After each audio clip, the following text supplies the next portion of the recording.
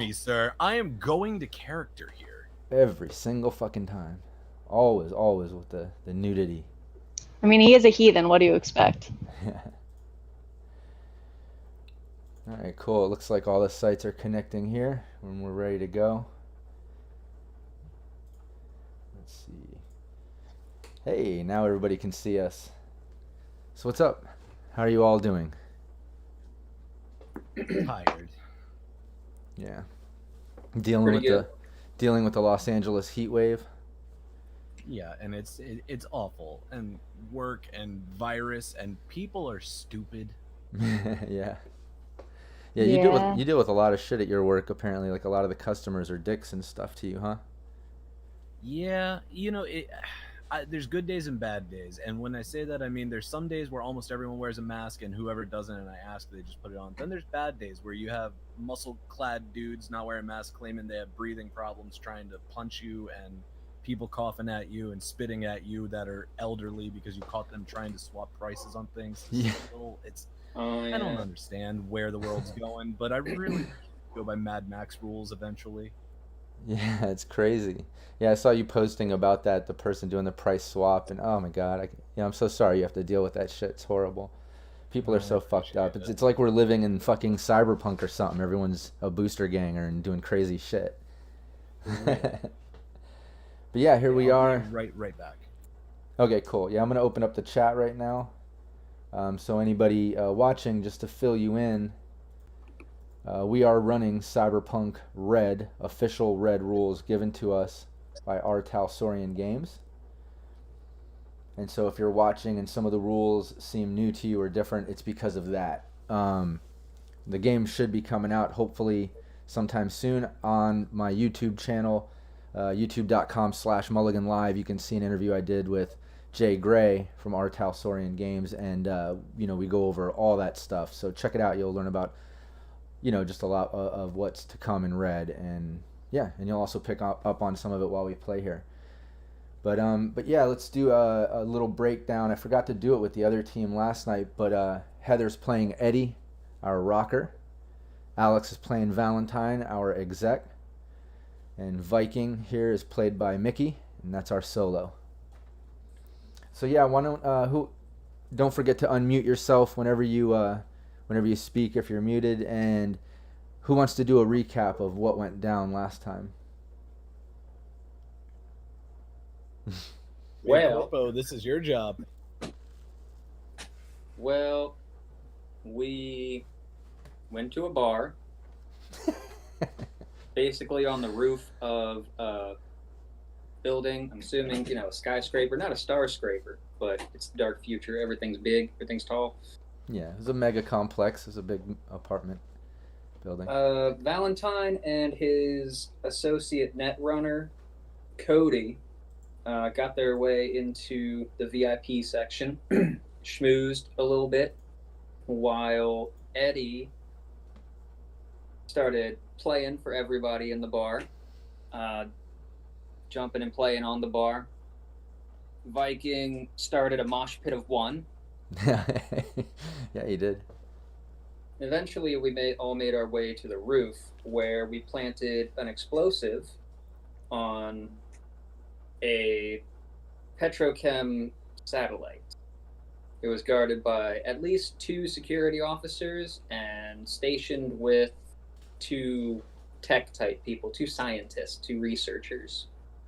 We got one of the security guards and I believe both of the scientists out alive. We also got the bartender alive and maybe a bouncer. I know one bouncer stayed back. VIP coat check girl, she was fine. She was out of there. She clocked out and left before anything happened. Yeah. Yeah, it sounds about right. And when you guys took off and you got to send in the code and see the nice big explosion come from the roof and cloud, big cloud smoke and shit. Yeah, good job, Eddie. You blew up that satellite. Yeah. But yeah, right now we'll say, I know we need to pass a whole week because obviously everybody needs to heal and such. And I'm going to explain kind of what goes down over that week at least. But let's just back up a little bit here. I want to say it's the morning after. Let me get over here to roll 20. want to make use of this stuff here. There's your favorite boss lady, Olivia Forsythe. Hey, that's my girl. Of Continental Brands. And in that interview with Jay Gray also, we established that it's not 50% of the 4 new Neocorps are from Texas. Actually, Continental Brands is from Oklahoma. So it still works with the southern drawl sort of cowboy thing going on there. But it's not Texas. But anyways, yeah, it's the morning after. Olivia Forsythe gives you a follow-up call. So she's calling your agent. All right, pick it up, answer on the second ring because it takes that long to, read who it's from. Yeah. She's like, hey, sweetie, I asked you to handle last night's job with discretion. It seems it got a little messy. Have you looked at this report from Network News 54? And your agent goes off with a video that she sends you, and it's a news report. I had not had the chance. Yeah, go ahead, take a look at that. Yep, I do. Put her on hold. Yeah, it's a video. It's a report done by Network 54. It's a news reporter lady. She's like, I'm on site of what used to be the cyber bar. Some kind of bomb went off late last night, completely destroyed the place. You can see the rubble behind her and some smoke and shit. She says, security camera footage seems to be missing and stuck on a loop around the time of the incident. Authorities aren't sure what was the cause, but they say they have a lead. The scene changes now to the hospital setting, and a large man is in a full body cast suit, and you can recognize him instantly. He's the bouncer from out front of the cyber bar. And he's like, yeah, some VIP left the bar with a couple others and some of our staff and people and a wounded guy. And I don't know, they look pretty beat up. I took this video on my agent, and then the frickin' bomb went off. And all of a sudden it cuts to this sort of grainy video footage from his agent. And it's a video of your team leaving with the others wounded. You can clearly see you guys going. You see Eddie Brass's mohawk and carrying out the people, other wounded, looking fresh from a fight. Next, the news report shows the bartender, and he's in the hospital getting kind of like questioned out front or whatever, and he's just like, I don't know anything. I got nothing to say. And then it goes back to the reporter. She's like, authorities are open to any leads. No bomb goes uninvestigated. And the news report ends, and Olivia Forsythe continues. She's like, sweetie, we're going to need you to take a couple weeks off while we figure this out and clean it up. And she ends the call.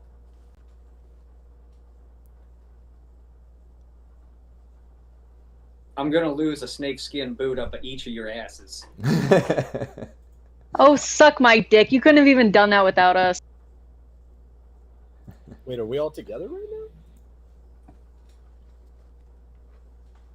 Yeah, so what we'll say is right now, a week passes, and we can go over, I know that you've been healing and kind of laying low. You had a couple questions and stuff. I don't know if people had certain ways they needed to spend money, particularly towards this, but we'll say Viking and Eddie are laying low at Viking's place since you've got the apartment there. And Eddie's a little more well-known, so he's kind of chilling over at Vikings. And actually, Valentine has been there the past few days with Cody since he's got this downtime. And he's over there with Cody helping the building tech repair the system and upgrade some of the programs. Valentine regularly shows he's not just some mindless, cold corporate robot that way. So does that sound like something maybe Valentine might do to at least help out during this downtime with Cody?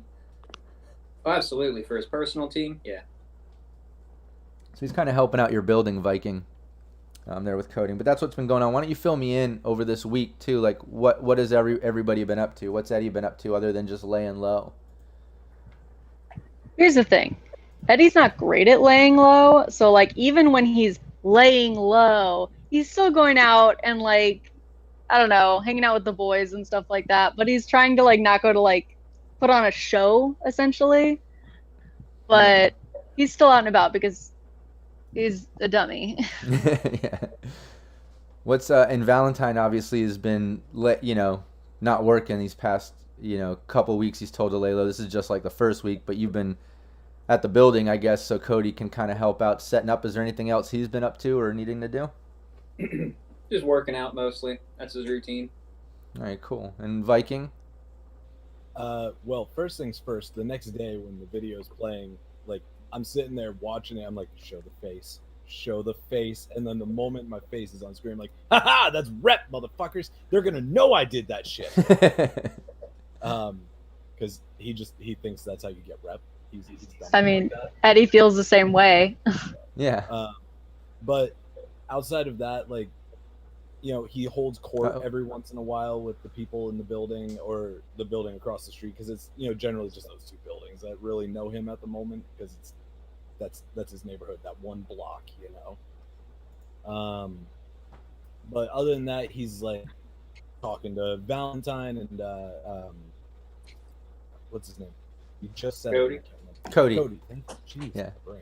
His net runner. Talking to them, being like, oh yeah, you know, Miss Johnson over there, she's actually a higher priority because she needs the network to get her medications delivered. And Nice. you know, we have a kindergarten class that's in that apartment, so they might need like network setup for, you know, teacher shows and stuff.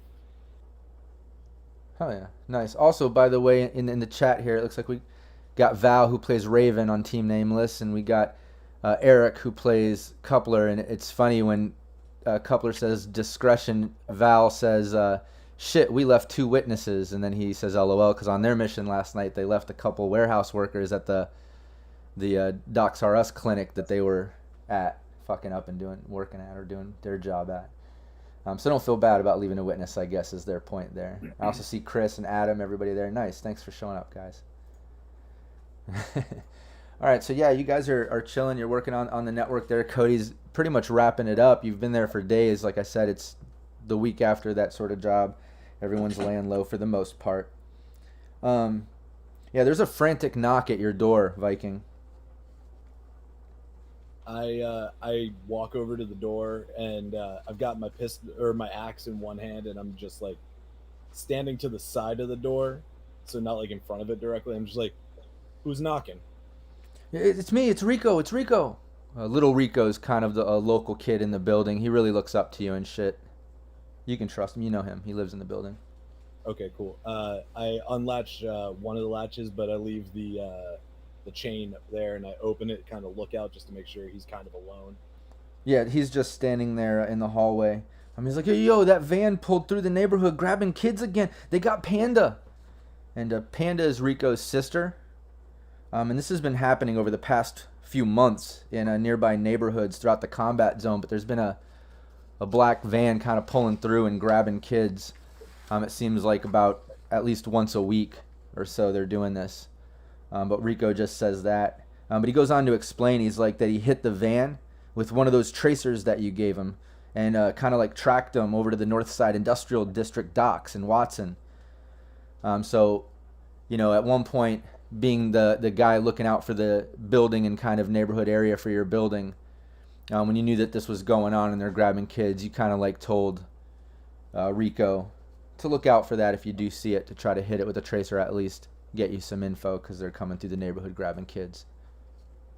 Like the moment he says that the van came through, like before he can say any of the rest of it, I close the door, undo the chain, throw it open so that it's wide open. I'm not like, you know, giving him the side eye kind of thing. Yeah, right when you do that, little Rico's dad, everybody just kind of calls him Poppy, but he wheels up behind him. He's in a chair.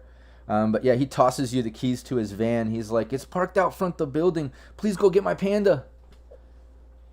Don't worry, man. I got you. Guys, get in the van. We're going. Like, there's no questions here. If You're not with me, you're against me. Yeah. I mean, yeah, like scooping up kids off the street, that ain't punk rock. Fuck that. Yeah, Cody looks at you, Valentine, like, are we going? I'm going. All right. I'm going wherever you go. You know, he's pretty fucking loyal to you, man. Even on this time off, he's kind of chilling with you, too, you know? I mean, that's cool. I don't know if a snatch and grab is the place for him, but... He's a good boy. Let him come. He's like, man, I got your back. Leave him in the van, you know, we'll bring him with, at least as far as we can. Just don't need this guy getting killed. I run over and grab my chest and helmet armor real quick, throw it on, because, you know, quick on, quick off kind of shit. Yeah, Yeah, everybody grab tell my- me. Everybody tell me what you have. Continue on, Viking. Tell me everything that you're wearing and grabbing and putting, and then everybody do that so I can get an idea. Yeah, I have that stuff. I grab my pistol, throw it in the holster real quick, and of course I got my axe already in hand, like I said, and I'm like making it to the door. Yeah, I mean, I'm grabbing my bat. I'm constantly wearing my armor because I tricked out my flak jacket essentially to be my punk jacket, so I never go anywhere without that anyways. Oh yeah. And I guess I'll bring my pistol this time because I didn't last time. Okay. And Valentine, what do you have? I'll leave my hat behind. Alright. But other than that, I'll bring my carry-all messenger bag, my grapple gun, my combat knife, my pistol, my smart glasses, Nice. and like 50 bullets. And I always like to think Valentine's always like overdressed a little bit, you know, pimping out. He's always got that exec vibe going. Oh, for sure. He's the cyberpunk cowboy. Oh yeah. But does he have a different bolo tie for each day of the week? Yeah, he does, and it Hell always yeah. matches his vest Nice. Oh yeah. He knows what's up. and his cufflinks. Yeah. So if you go over to Roll20, you'll see I put up another sort of district map there. It goes a little more north, and you can get an idea more of kind of the area districts. And again, if you go to the YouTube channel, you'll see that interview I did with Jay Gray from Saurian Games, and we go over that. There are going to be some maps included in Red, I guess, that go over kind of where it was, how it was developed into Night City, and then how it ended up in Red. And he did kind of confirm that instead of using Night City's 2020 map, using the 2077 map, I guess, is as close as I can get to what Red's going to be. So this isn't exactly what Red is. Once we get that, things will change. But for now, that's where we're at with this. I just want to explain that in case people are tuning in, seeing us use a 2077 map and playing official Red. You know what I mean? We have the core rules, but we don't have the maps and the extra lore and cool stuff. I like the colors. Yeah, it at least breaks down the districts. But you can see Watson is this big area here that includes all those places. But in the North Side Industrial District, that's where he's saying that the docks are. That's where he kind of tracked it to. So you guys are often like the combat zone area where Viking lives. It would take a little while to get there. I'm trying to look on the map. Where is the combat zone located? Well, we can just kind of wing it that it's on the outside of these normal districts. You know, because Night City is pretty big. So it's, you know, it expands beyond that, we'll say, with like combat zone and stuff. Yeah, that makes sense.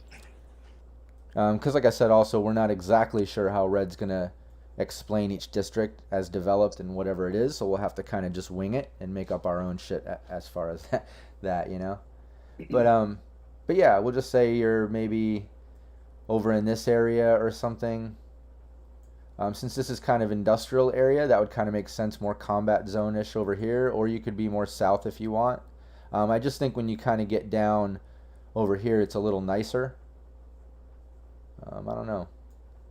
But either way, you guys come from the combat zone. You guys all can hop in that van. You've got the keys. Who's driving? I have land vehicles. Okay. I don't drive. That is for the help. So, it sounds like it's me, and I guess I am the help today. Yeah.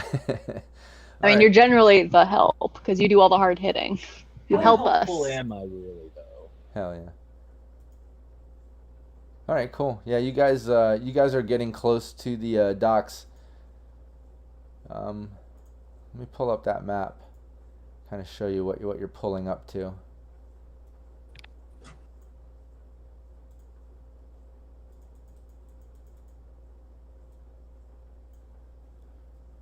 And our maps are typically provided, like this one, from Lion Banner Games. You can look them up on Drive-Thru RPG and other sites, but he makes these badass maps and sponsors us with them. You guys can kind of back out and see I've kind of added on to the map a little bit. I just roughly drew like that square building. I finished it off with some parking spots. Has everybody backed out so you can see the map, so I can drop little pointers and tell you what's up? Yeah, I'm as backed out as I can be. Okay, cool. Let's see. Yeah, so you guys are coming from over here. You see the pointer going off? Yep. Yeah, so that street, it just keeps going north. Over here, to the left of that street, is like a few miles of just shipping containers all stacked and lined up and stuff. That's why this crane is over here, and it's just a bunch of shipping containers lining up that side of the dock. This street goes along all that, all the way out to the main streets where you're coming from. The street just kind of cuts through here. It turns off this way towards the open dock, obviously. But it also goes back down here straight alongside this building here. And then this huge, huge warehouse here that is just a big warehouse that is a storage place for other shipping containers. But the road kind of goes back here. You can see there's parking spots. But you guys are approaching from right here, driving. This is where the tracer is leading to that he gave you. A quick question before we continue on. Have we gotten to heal at all in the course of this time? Yeah. Yeah, like I said, it's been. Well, we can at least say it's been a week, or how many days you needed to heal. I don't know what your body is, but you can heal that each day as long as you've been laying low, like you said. So, how much damage did you take last session? I'm down to 23 of 50 currently. Okay, and what's your body? I have a body of 8. A body of 8? Okay, so that shouldn't take that long. That should just take you about 4 days or so. So this kind of makes sense. It was the next day that Valentine got the call saying take a couple weeks off. Him and Cody came over to the building to at least help you with some tech shit for a few days. So it's been approximately 4 days. You're fully healed up. And any of the SP that needs to get repaired, you can bring that back up. And we'll go over and chat deducting the price for that. We don't need to go over all that now, but everybody can be back to normal. Unless you didn't want to spend a little bit of money to repair your SP. It's not that expensive, but... And then back to this, you're driving. Everybody's in the van. You're right here, kind of coming up to the street. You know that the tracer's kind of pulling you to the docks back there. What's your plan? I'm in a bit of fury. Like, I'm following the trace when I get to that van and just go from there. But I'm open to suggestions. I'm not that enraged.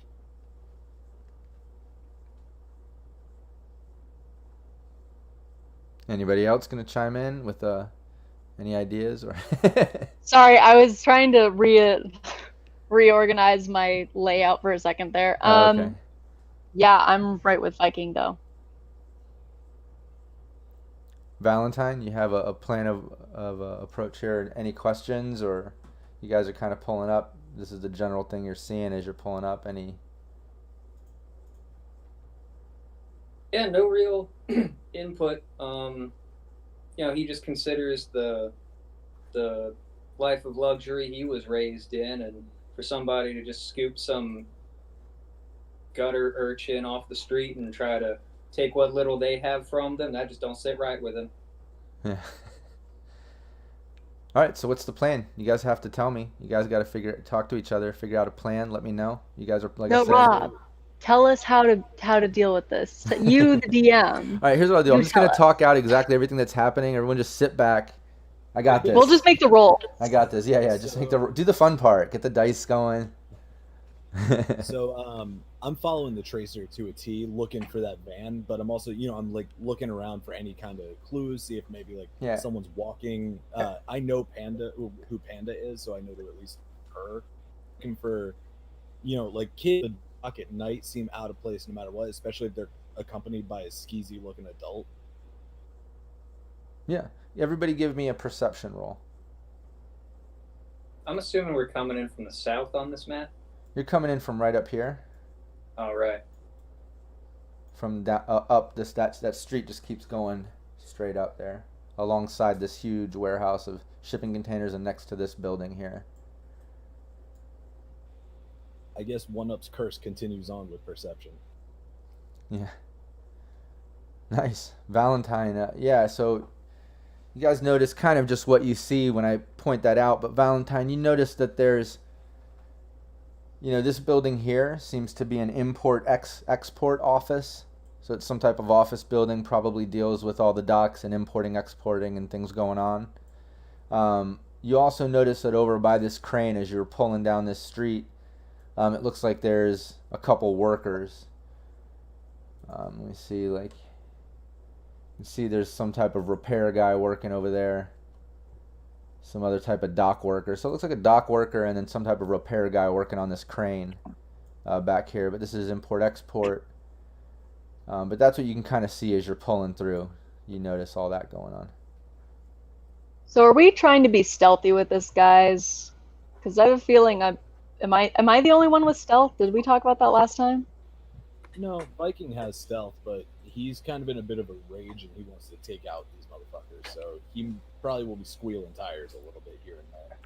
Well, yeah. I only say that because, from what we can see, or what Valentine saw, they seem like just like dock workers. So people who might not be involved. Maybe we don't go full murder hobo. These three on the bottom, though, they don't strike me as people we couldn't run over with a van. I mean, I'm not planning on hitting anyone unless I have proof that they're the ones with the kids. I'm gonna ask questions and stuff, but look at them. They're standing right next to a van with no windows. What more proof do you need? You're right. The van that we're being led to. You're right. We're gonna follow the tracer, I guess, first and foremost. Yeah, I mean, Rob, does the tracer ping anywhere in this parking lot? Like, is that van down there the van? Or... Yeah, it's coming from that van. Oh, okay. Well, if that's the case, then yeah, we'll fuck those guys up probably. Okay, so which way are you guys driving? You guys are right here at this point, coming onto the dock. Like I said, you saw what everything is. You see that the tracer's over there. I'll probably squeal wheels. Yeah, down to where Eddie just marked. Where is it? So come down. Down by the van.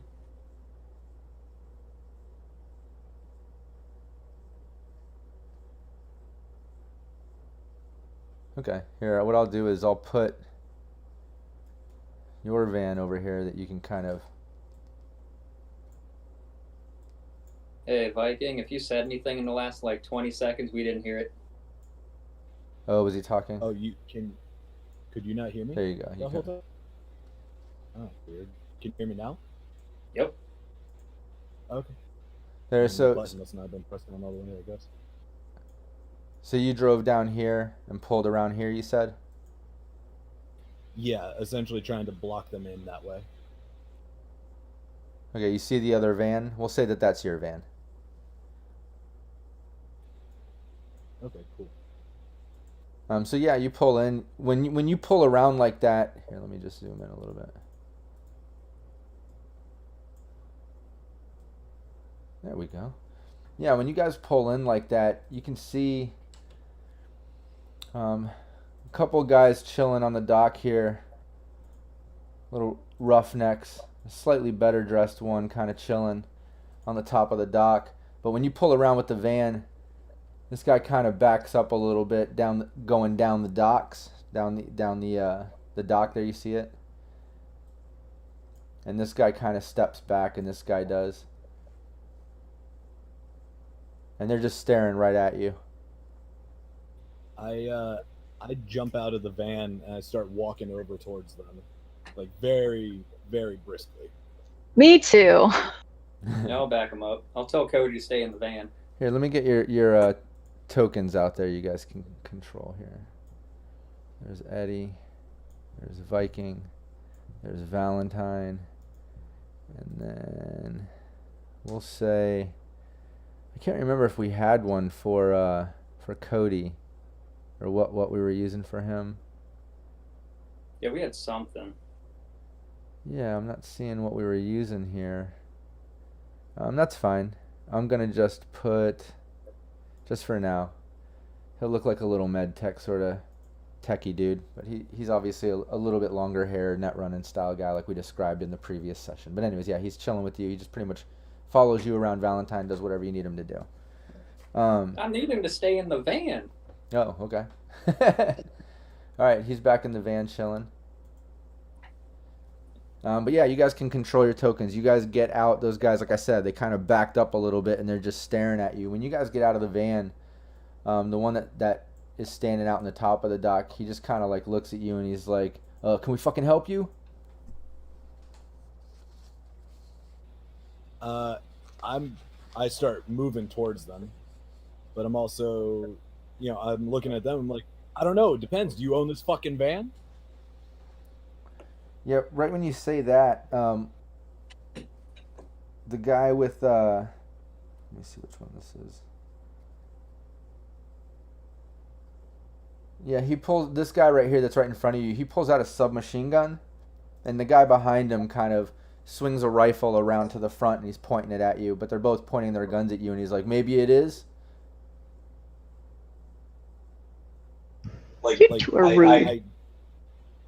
I don't even flinch at them pulling out the guns, and my skin is actually starting to turn to a deeper shade of red.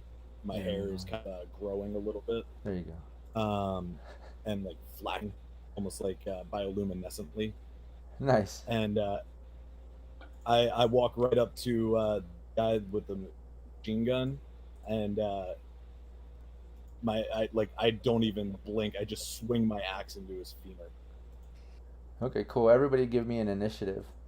Click on your token and then hit initiative, if you would, please.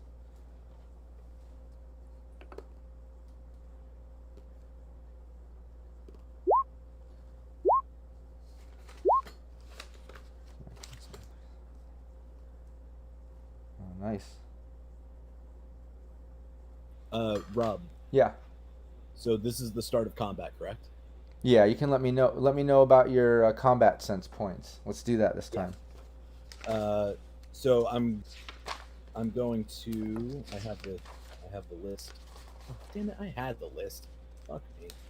I've got it right here too. Yeah, if you can.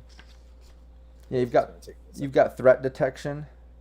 So you got that +1 to any of the awareness checks. Initiative reaction, which gives you a +1 to that initiative that you rolled. Precision attack, which takes 3 points to get a +1 in attack mode, any attack made. Spot weakness gives you a +1 to your damage. And I think it's on your first attack. Damage, deflection. You can put in that. Okay. That takes away a point for your first damage for 2 points. For 4 points, it would take 2. And we don't have to worry about fumble. I'm gonna put 3 points into increase, giving me the +1 on my attack, and the last point is gonna go into the one that gives me a +1 on damage for my first attack per round. Okay, cool. So just remember that +1 to your damage, and remember that +1 to your attack.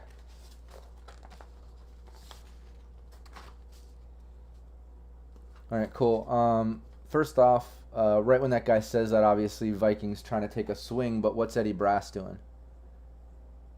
Oh, I mean, he was probably walking alongside Viking the whole time because he's trying to do that whole what? Yeah, we're gonna kick your ass too, that whole bullshit. Because he immediately was pretty pissed off that these guys were what the fuck.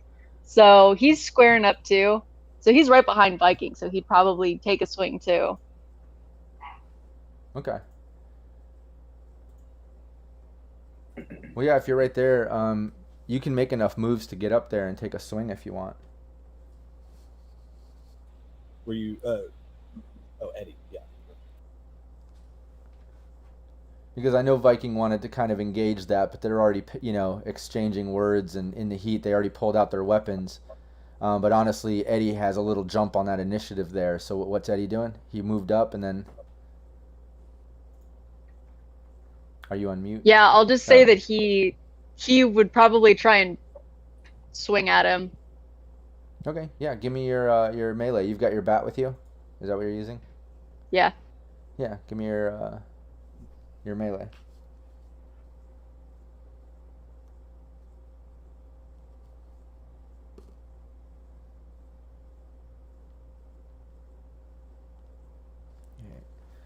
Okay, nice. Yeah, that hits. Give me the damage.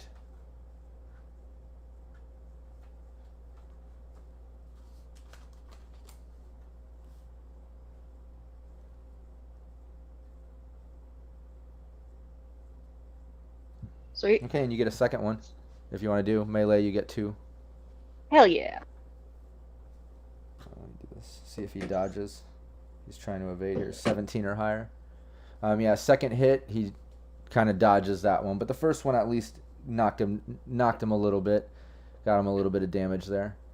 So yeah, Viking and Valentine, if you guys want to do a 1d10 to see who goes first, or if Valentine just wants to give it to Viking. I'll give it to him. Since you see he's turning red and ready to go. So yeah, give me your attack there, Viking. Actually, do I get to see? I thought Eddie attacked first, right? Yeah, he did. He had the initiative. He just hit that guy. Okay. Eddie swings the bat, nails this dude, and I'm not going to swing just yet. I'm actually going to use that as the intimidation point instead. Say, we're the ones who's fucking asking, and you're going to tell us if that's your fucking van or not. I don't give a shit about your guns. Okay, let's do it. Let's do a little standoff here. So you've got to do a cool. Okay. Just a straight cool? No. You should add your rep to it. Okay. Do we have any rep yet? No, you're not really supposed to start with any, but we can say you at least have 1. Okay. We'll say you have 1, but give me the 1d10 plus your. Cool. Yeah, he was on TV a week ago. Got to be worth 1. That's true, and he's well known in this area Yeah. as being like the folk hero. You've got to get 22 or higher. Whew. With this roll. Well, I'm going to tell you right now, that's completely impossible for me to do. Oh, okay. Yeah, between the rep, the roll that I got, and the cool. Yeah, you can tell that this guy knows his shit. He possibly part of a bigger faction. In fact, if you want, everybody give me a 1d10. Let's do a little rep check. Let me see if you guys, when they do this standoff, if it kind of clicks on who these guys are. Yeah, Viking's not recognizing them. Valentine and Brass. Eddie and Valentine. No, it's just a 1d10 there. But yeah, Valentine and Eddie, you guys recognize these guys are kind of like scavengers, but they're kind of like, instead of wasteland getting material style scavengers, you've heard of kind of this group, and they kind of deal in like human trafficking, drug stuff. You know, they're kind of grimy, but they're well known for that. They're definitely kind of ruthless and kind of tough guys or whatever. They've been around and they've been doing this a long time. And Viking, you don't recognize him. You're just in too much of a rage probably, or don't give a shit. You're pissed off at, Panda's missing. I crit 10. I don't recognize him? No, because the way rep works is the higher the rep, you want to roll under it to know the that's why I person. don't. Okay. Exactly. You're actually above their rep you rolled. So yeah, that's what's up. If you guys, you can give me one more 1d10. I just want to check on the guy that's down the dock that you saw walk back. Okay.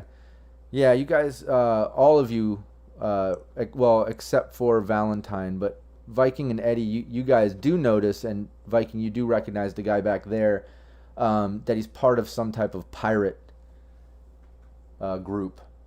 So whatever this is, it's scavengers working with some type of pirate group. Are we talking about the high seas pirate or the torrent pirate? No, like pirate style, taking the seas and a gang on the water that's into all kinds of transporting and They're mischievous sailor people. Smuggling and fucked up stuff. If I had recognized him as a pirate, I would respect his aesthetic. Yeah, you at least know that he's kind of a little better dressed than the other two, but you don't recognize who he is. But Viking, like I said, you and Eddie, you recognize he's he definitely fits into that pirate vibe, and the other two are part of some scavenger faction. Okay. But yeah, you definitely are not. He's not standing down or anything like that. He's not intimidated. In fact, now you have a -2 to your actions on that fail. You know. Oh shit! I didn't realize I added that in.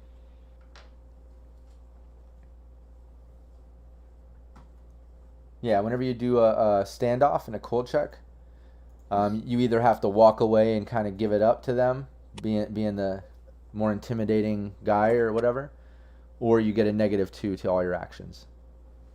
Pretty cool. Good reason to build that rep. Yeah, Valentine, it's your turn.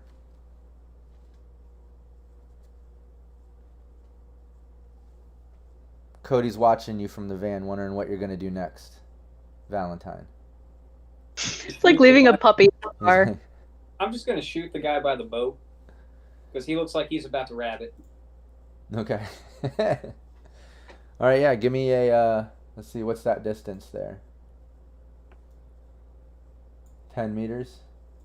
All right, cool. Yeah, give me a 15 or higher. It's more than 10 meters, isn't it? The guy all the way to the south. Yeah. You're right here. It's 10 meters. All right. Where is my 5 handgun? squares. Just over 10 meters because it's diagonal. It's a little odd. Nice. Yeah, give me the damage.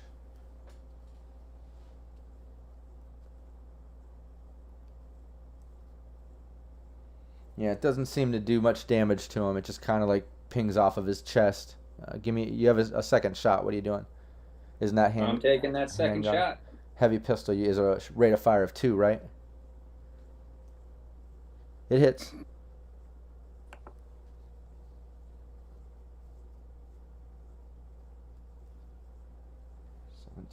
That's the second damage? Nice.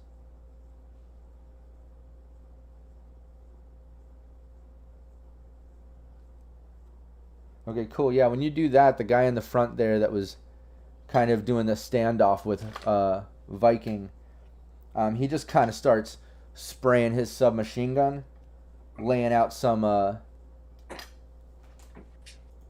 suppressive fire there. So Can I move? Can I move after I shoot? Yeah, you totally can. You can use your move. Go for it. All right. 1. Diagonals count as 1, right? Yeah. Whatever your move is how many squares you can move. 3, 4. So I'm either here or here, whichever one is behind the van. Okay. Yeah, so you're there behind that van.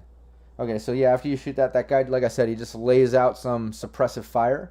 Everybody needs to give me a concentration roll. And they've got to hit higher than 16 or higher. Yes, I took concentration because this is exactly what happened in our first game. Nice. Okay, That yeah. did really bad. Yeah, and don't forget, Viking, you get a -2 to that. So it should be a 17. Yeah, exactly. But that still makes it, like I said, 16 or higher. So next round, Valentine and Eddie, you guys have to use your move to take cover. Actually, no, Valentine, I forgot. You use your move to go behind that van, so it doesn't even affect you. It doesn't affect you at all. Sorry for making you roll that. So Eddie, yeah, you've got to take cover. You got to use your next turn to basically take cover from that and regain your composure by rolling 16 or higher again. Oh boy. Yeah. So that's what that guy does. The guy behind him, he takes a shot off, but he's super close. So this isn't gonna. And is your reflex higher than 8, Viking? No. It's not. No, I got a 7. I'm just under. Okay. Yeah, your mic is a little bit quiet, but okay. Let me see here.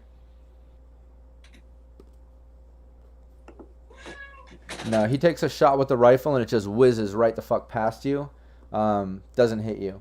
The pirate guy that's back here, that you initially took that shot off, he gets onto the boat, and when he gets onto the boat, let me see here. You see a drone kind of fly up off of this little boat. It's kind of like a dark boat down here on the docks. It looks like it has like a under cabin or something that goes in, some spots out of it, but the top part opens up and this drone kind of flies out. There you go, if you guys can see it on roll 20. But it kind of pops out there. Looks like it's armed. Did you see that? What was that? I said, yeah, I see it. Okay, cool. Yeah, and let me see. Valentine, give me a perception roll. I just want to see if you notice something here. On it.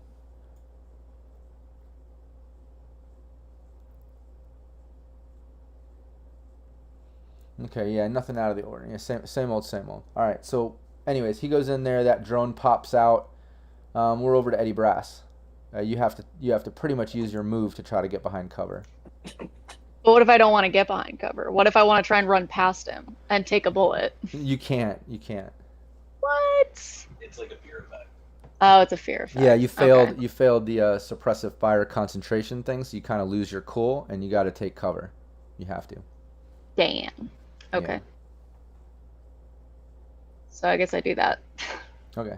Yeah, wherever you want, just move your token. There's a crate over here. I don't know if that's out of your movement. There's obviously the van right behind you where Valentine is. That's kind of he'll just dive back to the van. Okay. All right, cool. Yeah, you go over and dive back behind the van. If you want, you can give me well, no, you have to use that round to go take cover. Next round you can try to roll concentration to get out of it. So yeah, Viking. It's your turn. Don't forget you have a -2. But you also have those other bonuses still in your combat sense that you used. So I want to get to that ship as quick as possible. Is there a mechanic in this? I can't remember to barrel past these guys. Yeah, I don't think it really covered it in the official red rules, but it would definitely be if you run past them, they're gonna take a hit off. They're gonna hit you, and you're not gonna be able to evade it. So essentially, attack of opportunity. Yeah, I believe that something like that would happen. There might be something to an athletics roll too, to see you getting past it. But like I said, I do not think that they covered that.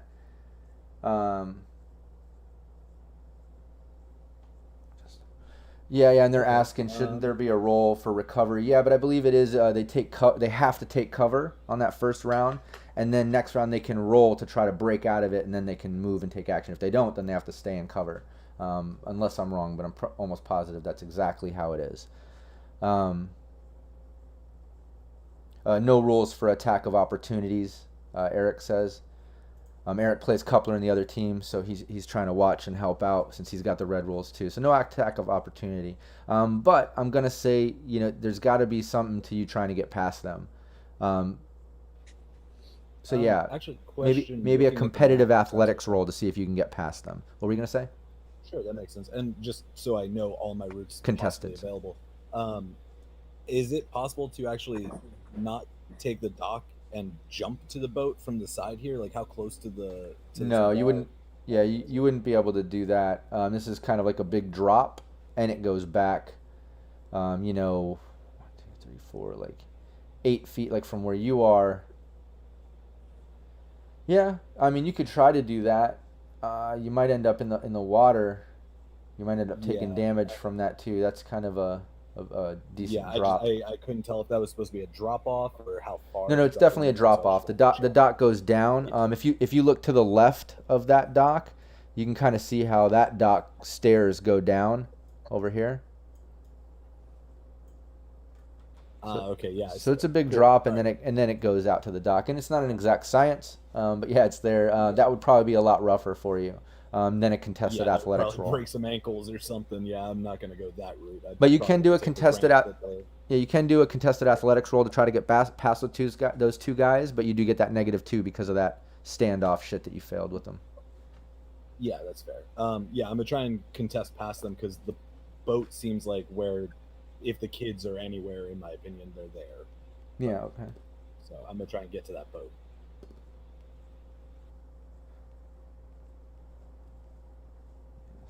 So that's a 16 14, or I believe? higher, or and I rolled a 1 on that. Oh wait, yeah, 16 or higher on the one guy.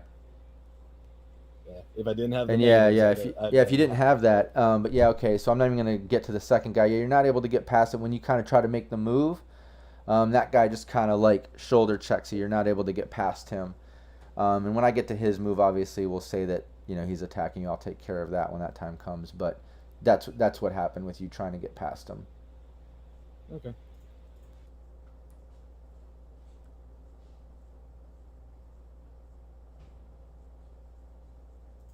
Yeah, let me see. Yeah, and he's saying there's no rule for staying in cover. The move to cover is the only effect. Yeah, you have to move to cover, but I believe you have to make the roll to get out of that concentration. Like each round, they have to try to make the concentration roll to break out of that, is what it is. But yeah, okay, so Valentine, you're up. All right, so I'm going to step out from the van.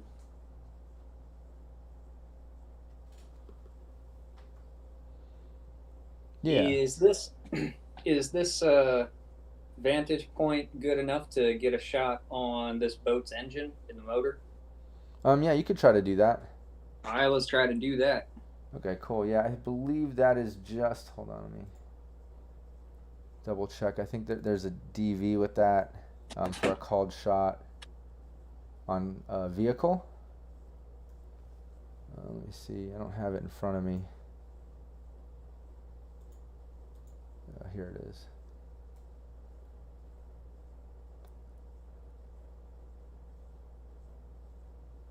Yeah, DV 13, but it's a negative roll just like any other. And then you get 2 times the damage. It's like kind of, going for a targeted shot, a point of weakness, so you're going for the engine. All right, well, let's throw 6 points of luck on this one. Okay. Yeah, and in red official, it does say no roll needed to break out of that. You just had to go and take cover. So next round you should be able to do whatever you want then, Eddie. Sounds good. Yeah. Okay, what? Okay, you got a 14? No, that's... Plus 6. What was that? Plus 6 luck. Oh, okay, so 20 and then minus 8 is 14. Well, no, I didn't add the 6 didn't go in it. I don't know how to add luck to the roll. Yeah, so it would be 20, right? 20. And then what? Minus 8? Yeah, exactly. Holy shit. So what, right? Sorry, I'm going a little bit slow. I'm going back to the... Yeah, so that didn't hit. That takes you down to a 12. And you needed to hit that DV of 13. So yeah, you take a shot off at it, and you're not successfully hitting the engine block, but you do get a second try if you want. That's your handgun. It gave me a 1, a crit fail on my freaking... Yeah, I saw that. But you can try again. You have another shot if you want to.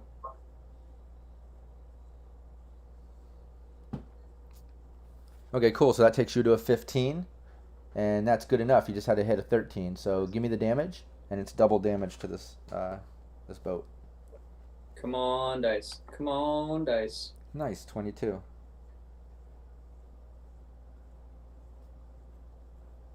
Yeah, when you hit that, you just see like it just kind of cause a little bit of part or metal or some shit shoot out. You see it's kind of like leaking something, possibly some gas or oil or something. So that was a great shot. It's a start. It's something. You do what you want. But yeah. All right. I believe that's it for me. Yeah, exactly. Yeah, and the other guy, the guy that's in the front here, he basically takes a swipe at you, Viking, when you go by. He's got some Wolvers. So when you went through and he kind of body checked you, now he takes a swing at you. So you got to give me your evade. And it's got to be better than a 20. Okay, yeah, and you get a -2 to that as well. Okay.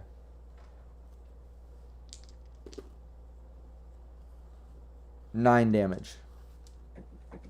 And don't forget your armor is in half, rounded up. So is 9 the total, or is it 8? No, 9 total Sorry, damage. No, never mind. I realized what I was saying. Okay. Yeah. But yeah, he takes another swing at you. Once you do that math and you're ready, give me another evasion. This time you just need a 14 or higher. Okay, and you got a 14. Yeah, and you're a defender, so it goes in your favor. So yeah, he takes that second swing, and you're able to kind of dodge that second one. The guy behind him. Oh shit, I'm still on the distance. Sorry. Okay, yeah, the guy behind him just kind of like backs up, runs back towards the boat. I'm still on the edge of the dock, and he takes another shot off at you. Let me just check the distance here. Oh, it's more like here. So 8 meters. And yeah, so that would be 16 or higher.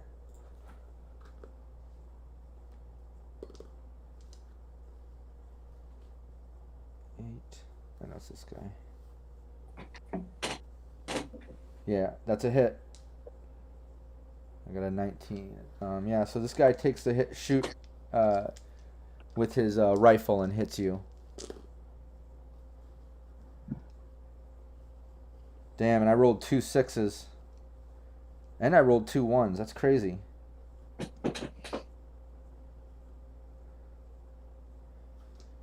Yeah, so that's 15 points of damage. But that's also a crit. I've got to roll this crit table here. Do you want to do it for yourself, or do you want me to roll it for you? No, just roll it. Uh-oh.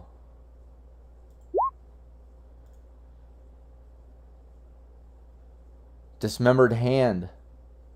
The dismembered hand is gone. You drop any items in the dismembered hand immediately. Base save penalty is increased by 1. Death save, just so you know. I am going to roll 10 to decide which hand it is. Yeah, decide that, and then also know that you take an extra 5 points of damage with that crit hit.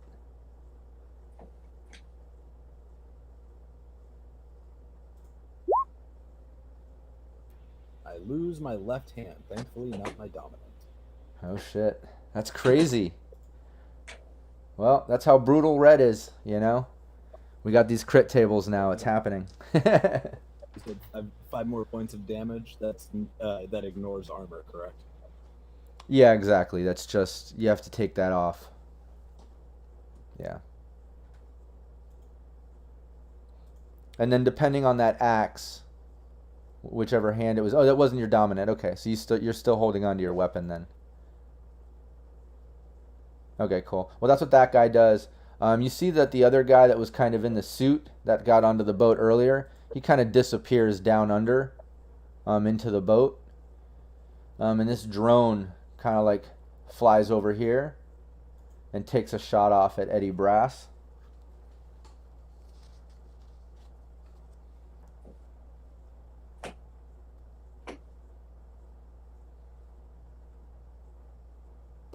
Do you have a reflex evader higher, Eddie? I do. Okay, cool. Then yeah, give me your evasion. Cool. You just got to get 14 or higher. Oh shit. Yeah, you get hit with some type of dart. 1 point. Yeah, you get hit with some type of dart. You got to give me a resistance to torture and drugs. Damn. You got to get 11 or higher on that resistance to torture and drugs. That's will, right? Because I don't have the skill outright. Yeah, you can just do will plus 1d10 if you don't have resistance to torture and drugs. So just give me a 1d10 and then add in your will or whatever on that dice roll. So 5 plus 8. 13. Okay, cool. Yeah, you resist it. So yeah, you get hit with a dart. You can tell it had some type of poison on it, but it doesn't really fuck you up. Yay. Yeah. So lucky you. But I'm probably going to like pull it out of my neck and be like, hey guys. Yeah. And you might have some type of STD or some weird thing going on now. Who knows? I mean, you resisted the damage, but that's not to say it had some cooties on it. Who knows? It's gonna make my dick explode, isn't it? Damn it. Something might happen. You never know. But okay, yeah. So that happens. The other guy. Oh yeah, that's the end of the turn. Okay, cool. Yeah. So those guys take those shots. We're back over to Eddie Brass. So you already took cover. You can do whatever you want now. Well, fuck that guy in particular that just chopped off my friend's hand. I'm going for him with my Wolvers. It was the guy at the end of the dock babe that shot me. What? Wait, and took off your hand with a shot?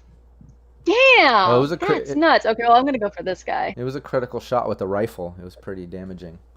That's wild. 5d6. There's lots of chances to hit those sixes and get that critical damage. Is what it is. Yeah. You're right. Well, I'm gonna just go for the guy that's blocking us from him then. Yeah. Give me your melee, and don't forget you have 2, so you can let me know after this one what you're doing. But yeah.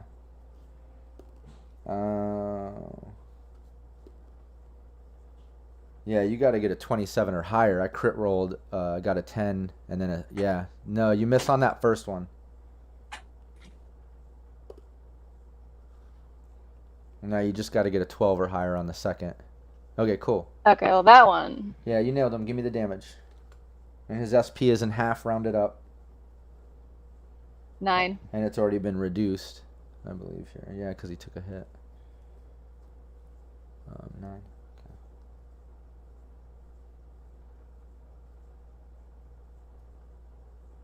Okay, cool. Yeah, he took some damage there. You hear him kind of like scream out. And good. Yeah. All right, cool. It's over to you, Viking. Your hand is bleeding really bad, and it's a surgery of DV17 to get that taken care of. Just so let's remember that for post game or whatever. But yeah, your hand's pretty fucked up. But you still got your axe. In the meantime, I'm just gonna swing him because I don't think I can get past him. Yeah, go for it. Yeah, you just need an 11 or higher. Didn't do very well. Damn. I think I did it. Yeah, I think so. 32. Yeah, give me the damage on that.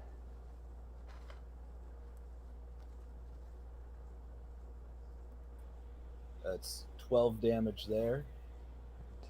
Wow.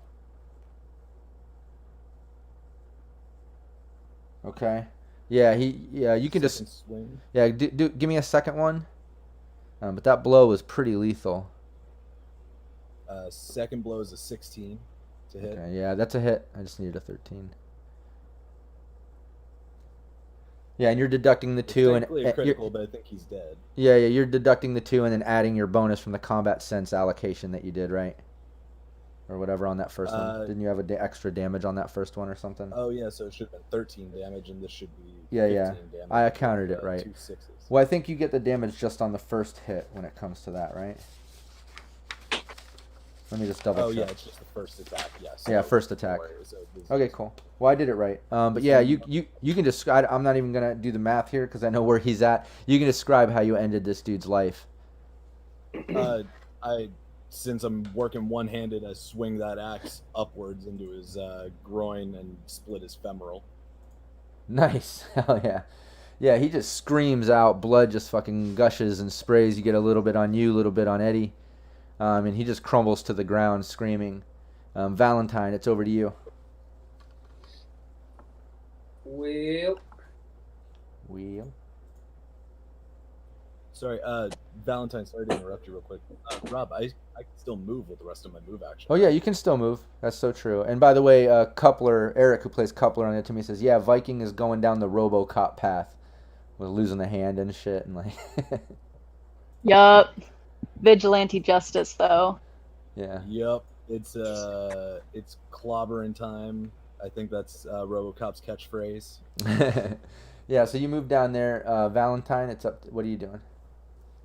Let's take another shot at that engine. Okay, cool. Yeah, what was that DV again? So I have to go back. I think it was 13, right? 13. Yeah, and you get the -8. So yeah, give it to me. Ugh. I'll be right back. No, the first one's a miss. No, second one. Both are a miss. I got 2 critical fails shooting at this thing. Yeah, you're not doing too well. You're just kind of shooting. But yeah, you can give me a perception roll. You and Eddie can give me one, since you're still kind of back there.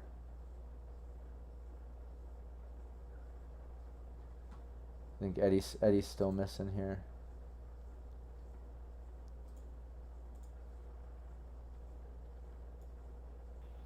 Eddie will be right.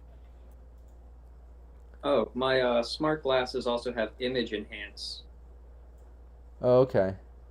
So +2, I On think the it is. on the visuals, right? Yeah. Yeah. When you're actively looking, but I'm gonna give you at least a generic.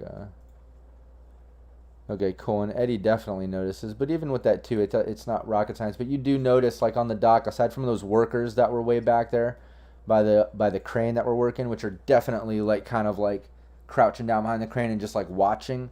You see a couple other people step out of that import-export office.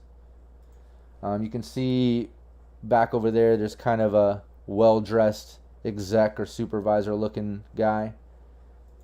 And then behind him is female worker.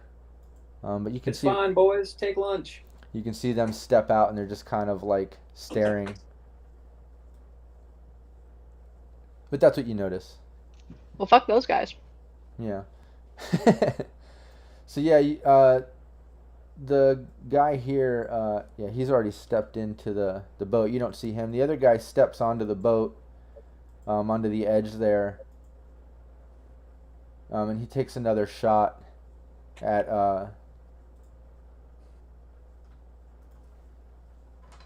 Viking. But that's really close. That's going to be extremely difficult for him. But he's sticking to that rifle. Let's see, where is it? Right here. Yeah, he misses. That'd be 17. Yeah, so he takes a shot off at you, Viking, and it whizzes right past you, luckily. It whizzes right past where your hand used to be. Real hand man over here. Yeah, if you would have had a hand, it would have... you would have taken some damage. But lucky for you, you don't have a hand, so, you know, you didn't take any damage there. The bullet just whizzed right past you. But yeah, he does that, and the... Are you grabbing me some water? Thanks. Hey, look, I'm getting some water from Raven, the solo. But yeah, yeah, he does that, and at that point, the drone takes another shot. This time at Valentine.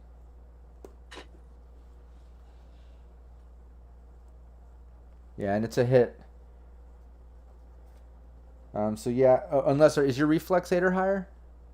Yep. Okay, yeah, give me your evade. All right, crit fail number 3 coming up.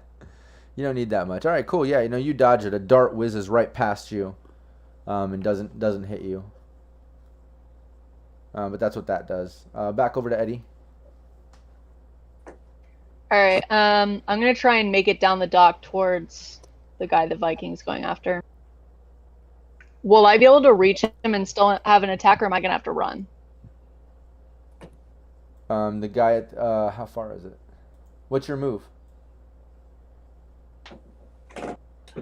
My move is 6. Yeah, you can get down there.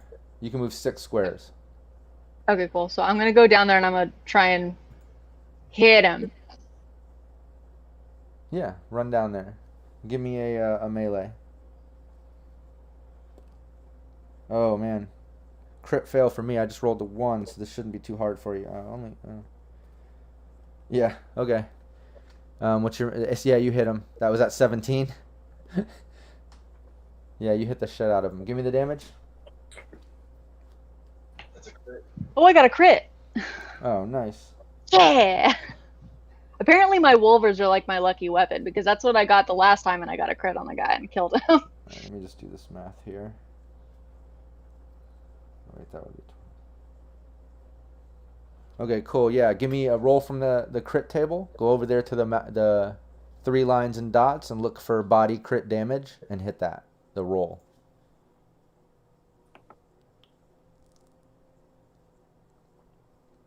It'd be awesome if you take his hand. Foreign object. Okay, so like he takes an extra 5 points of damage right off the bat. He's not looking too well. It is a quick fix. He's got we'll say a chunk of the bat kind of stays stuck into him. So he's got a foreign object into him. At the end of every turn, wherever he moves further than 4 meters, which is really only 2 squares on foot, he resuffers this critical injury bonus damage directly to his hit points. So if he moves more than 2 squares on any of his moves, he gets an extra 5 points of damage to him because there's a chunk of bat stuck in him, piece of wood. So I used my Wolvers. So does that mean that part of my Wolvers like broke off in him or what? No. We'll say that like a chunk of his broke off a chunk of his armor vest there and jammed it into him, something to that effect. Sounds good. Yeah, and you still got a second hit, don't you? Did we do both? I do. Yeah, I have a second hit, but that's pretty cool though that he'll continue to take damage. Oh yeah, if he moves more than 2 squares, he's fucked. And he's definitely fucked because he's bleeding profusely. He's pretty beat up right now. So give me your second hit if that's what you're doing. Oh man. Yeah, that's a hit. You can give me the damage. His SP now is... I'm mad about Viking's hand. I'm like, man, that's his good hand. I would know. Yeah, he screams out. It kind of shatters some blood out of his mouth. It crosses over his jaw. He's pretty fucked up. But yeah, we're over to, what is it, Viking? Right? Yeah.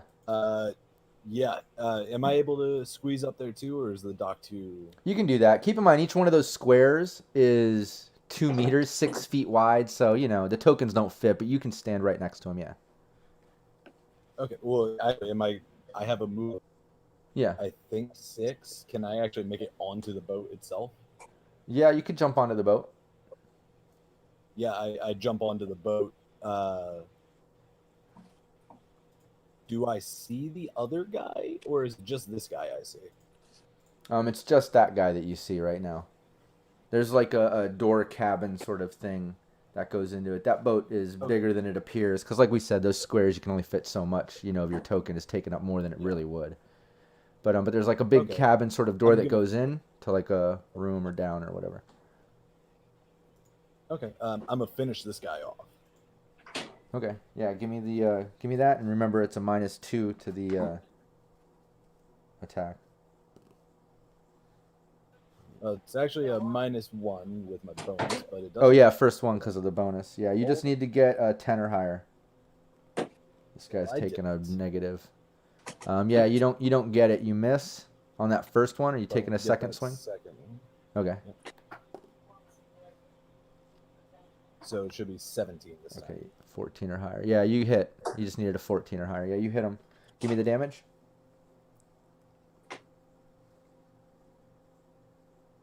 That would be 16 damage. Or no, it's not first successful. It's just first in general. So no, just 15 damage. Okay. Yeah, he's bleeding out. He's really fucked up. He actually falls to the ground. Oh wait, I can't get to it. Does that mean I'm able to finish my movement past him? No, I mean he's kind of prone. He's not dead, but he falls down. With that hit. I saw the Rex and I wasn't sure. Yeah, and I'm just in the chat. No, he didn't break off a blade into him. None of the Wolver actually broke off. It actually jammed some of the armor into the guy. The Wolvers are a little stronger than that. They cut through and fucked it up. But yeah, you do that. He's, he just like went down prone. Valentine, we're over to you. Man, this boat engine has become my white whale. Yeah, go for it. I thought you were trying to hit the drone this whole time. Oh no, I'm after the boat engine. This pirate ain't getting away. So let's take at least one more shot at it. Okay. Yeah, it's 13 or higher. You get a -8. No, first hit doesn't do it. Do it again. Yeah, I'm gonna keep beating this dead horse. No. Yeah, maybe it's about time I give up on it. Yeah, a couple shots, it kind of like misses it. Ricochets off the side there. Doesn't land. Yeah, and at that point, the boat starts pulling out. So you can feel it kind of pulling, and it goes out just a few meters, like it's just starting to get started pulling out of dock. And that guy that's prone there, he takes a swing at you with his Wolvers.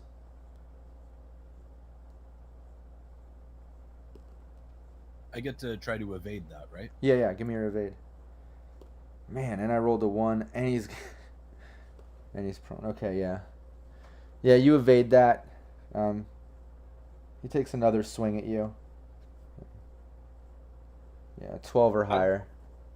I do want to move closer to that drone. Yeah, you dodged both of his swings. Okay, yeah, you can do that because you still had move in your turn there, so that's fine. You move over, and keep in mind that drone's kind of high up, so even though you're there, it's above you, probably, I don't know, 10 to 15 feet. Good to know. 2 or 3 meters. Yeah. For those playing Cyberpunk. Yeah, but you dodged both of those. It's back around to Eddie Brass. Nothing else is happening. Like I said, the boat's pulling out. You also notice coming over from that import-export building. You hear like that guy yelling. He's like, "What's going on? What are you guys doing?" And he's like kind of like yelling over towards all you guys. Is that what he sounds like? Yeah, take a look at him. He's a little bit sassy. He's like, "What are you doing? Having my frappuccino." Oh my gosh. On this boat, you said that there was like an under area, like another place to look on the boat. Yeah, I mean, if you're looking at the boat, you can tell that it goes kind of deep just based on the sides of it. But it also has some type of cabin, probably the cabin where you're steering and stuff. Maybe that's what leads down to the other. But other than that, on the top, you don't really see much else. It's just kind of a deck other than that door leading in. Yeah, I'm going to go straight towards the cabin because whoever is driving this thing is not going to be driving it for very long. Okay, you're going to have to, let's see, it's at least, it went a couple squares out, which is about 4 meters. Okay. What's jump? Your action of jump, I believe it's your move. Let me just double check. Let's see if I have that in here.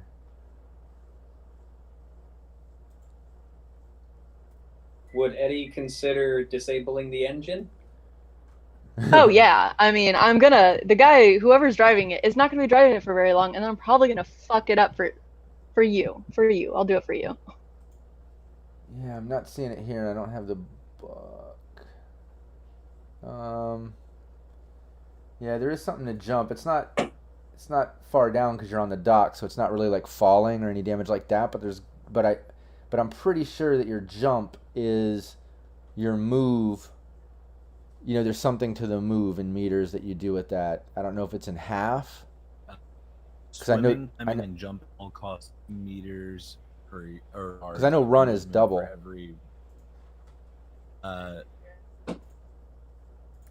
can you hear me? I can hear you. What was that? Sorry. I'm actually and jumping all costs 2 meters / yards of movement. Oh, wait a minute. Every meter / yard travel. Sorry, it was all breaking up because I think Heather was getting kicked out, but she's back. All right, say that one more time. Essentially, it costs double your movement to move via jumping. Okay, so jumping's like running. You get double your move. Is that what it is? It costs double. So basically... Oh, okay. So whatever. So 3 meters. Yeah, so I have a movement of 6, so I can at least get over that. No, because you can only go 3 meters, and this is 2 squares, which is 4 meters. Oh. The boat pulled out 2 squares, which is actually 4 meters. Yeah. I think Mickey's frozen. Oh. Yeah, you're frozen. We're having bad connection stuff. Anybody watching, just to explain, we're in LA. Other than Alex, who's missing right now, stepped out for a second. But the rest of us, myself, Heather, Mickey, we're all in Los Angeles, which is having a really bad heat wave. It's having lots of power rolling blackouts and stuff. So there's definitely lots of connection issues going on these past weeks. So bear with us. But yeah, Mickey. So yeah, the boat was pulling. You can hear us, right? I'm just making sure you're back. Yeah, I can hear. Okay, good, because your video is frozen. But there it's moving. Okay. Oh, there it goes. All right, cool. Well, yeah, we'll deal with it. Let's just keep pushing forward. I know the connection's kind of bad, but as long as you can hear. So yeah, movement. It's half, or jumping is half of your movement, which for you is 3 meters, 3 squares. That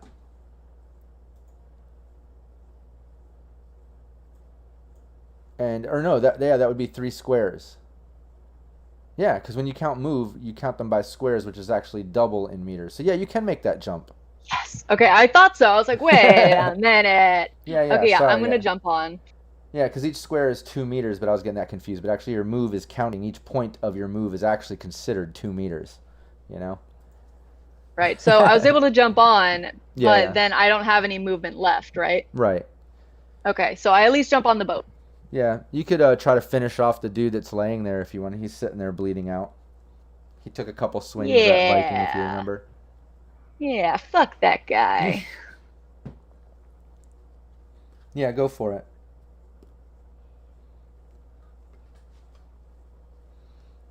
I hit him. Yeah, that's definitely a hit. And you're not even going to have to roll damage, because I know it's melee, and I know where he's at. So you can just describe how you kind of finish this guy off. Oh, I think the Wolver's like straight into his like eye sockets, just like. Nice. You hear a couple pops. Nice. Yeah, he's done. He screams out. Yes. So yeah, we're over to Viking now, right? Yeah. Yeah, it should. I believe I was next on the Yep. order after that. So where Eddie has made it clear that he wants to move towards the cabin, I'm gonna move to the deck below. Okay. Yeah, it's a door. It's locked. What's it made of? It's made out of steel. It's like the framework to the boat. It's pretty sturdy. Well, then I guess I give up on that for the moment and go up top and hope whoever's captaining has keys. And it's well, that's the same door. It's that cabin. That's the only way into this boat. The way that this thing is built. Yeah, it's one in. But judging by the side, it looks like it goes down. You know, there's 2 stories to it, or at least it is a little deeper. Yeah, I have nothing I can do here. And it's not an electric lock. It's a normal lock, just so you know. So like. Yeah, I don't have lockpick. I have to wait for Eddie for that. Did Mythbusters ever prove or disprove that myth of shooting a lock on a door? They disproved it. Yeah, you can't. Bummer. Yeah. If anything, that might jam it more, you know. But yeah, so what's up? So yeah, you try that. It's locked. Can I see that drone? Alex, you're muted. What was that, Mickey? What was that, Viking? Can I see the drone? Yeah, the drone's back here. You know, it's flying up. It's up on the dock. Right, for you, it's about. Can't do any. Yeah. For you, it's about 30 feet up. That's outside of, I think, a pistol range. So. Well, no, 30 feet up is 10 meters, and you got another 6. So that's 16 meters. So with a pistol. It would be a 20 or higher. Yeah, I mean, I got nothing else to do. I'll try and take a shot at that thing. Okay, yeah, go for it.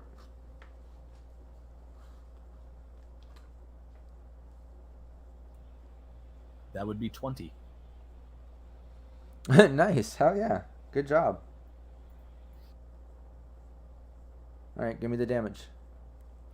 8 damage. Wow, I really rolled low on that, huh?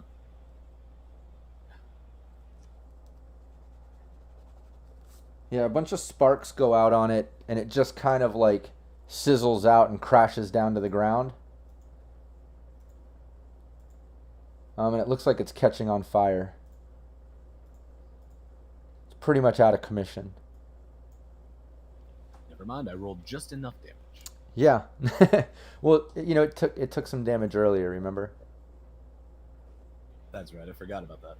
Yeah. Unless that was the boat I wrote down. No, I'm almost positive of it. So yeah. Is that your regular pistol? Oh, it's a rate of fire 1. Sorry. Okay. Yeah. So you're done. Valentine.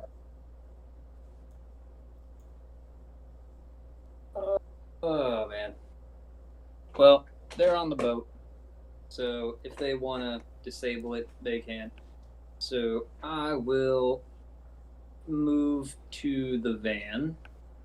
Let me see, which side do I want to be on?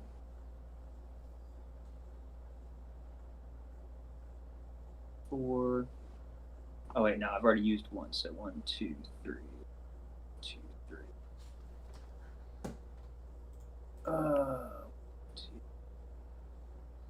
Chris Bennett's back. He says, "Okay, I'm back. Fire, fire, fire."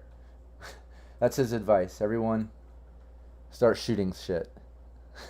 I don't know if gas leaking in the water. I don't think fire is the option. Yeah. I'd rather punch shit. All right, cool. So Valentine, you moved over there. What are you doing? Well, I was moving towards the back of the van, but now because I want to look inside, see if the person we're looking for might still be in there. Now I'm wondering if I can get in the driver's seat. When you go, it's locked. Okay, fair enough. Yeah, I'm going around the back. Yeah, and there's super tinted windows. You can't really see them, but you can see in the front. It looks like it's like a van where you can see the front part, and then there's like a separate cage in right behind the 2 seats. And it's just like all blacked out. You can't really see what's in there, and it's locked up. And that was the end of your move right there, right? Yep. Okay. Yeah, unless you have like an electric lock pick or a key, there's nothing really you can do. Do you have electric security or whatever? Lock pick? No, but I've got some mighty fine boots. Yeah. I kicked in that security door last game. I mean, I don't see why I couldn't try again. Yeah, you could try this van. You could try. You could kick it if you want to. Do you want to kick it? Is that what you're saying? Yeah. Okay. So you just want 3d6? Yeah. Just give me your body. Yeah, give me your damage. You can give me a melee or martial arts depending. Do you have martial arts or brawling? I know you have brawling. I got melee and brawling. No. Okay, give me brawling then, because it would be brawling or martial arts. But give me that. I'm just looking for. It's not that the van's moving, but if you critically fail. Okay, cool. Yeah, you obviously kick it. Give me 3d6. Oh shit. Get back over here. Okay. Okay. Yeah. The back door dents a little bit, barely.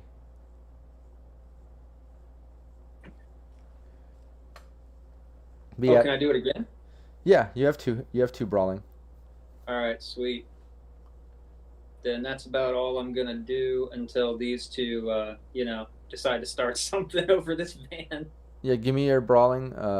Okay, yeah, you didn't fail. Give me the damage. Oh wait, that was the damage. Oh, okay. Well, give me your brawling. I just want to. I'll give you the brawling. Because, like I said, even though it's not moving, you can technically kick the back of this fucking object. I just want to make sure you don't critically fall down or slip or something stupid. But no, that was great. In fact, you do a whole spin around fucking backflip kick. It was really elaborate and weird. It was very cool for what happened here. But yeah, that little bit of damage, it dents in a bit more, but it's not really giving. It's not breaking it. But you did. It was really cool, but your whole team didn't see it. Yeah, it was cool to you. Cody saw it. Cody's like, oh shit. Cody seen it. Yeah. Valentine, the second coming of Walker, Texas Ranger. Yeah. That's funny. Yeah, and Valerie, who plays Raven, just sent an emoji of a foot.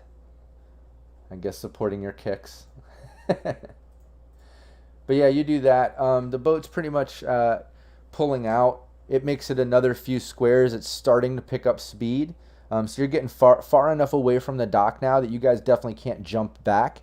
You would have to jump in the water and give me swimming if you know how to swim.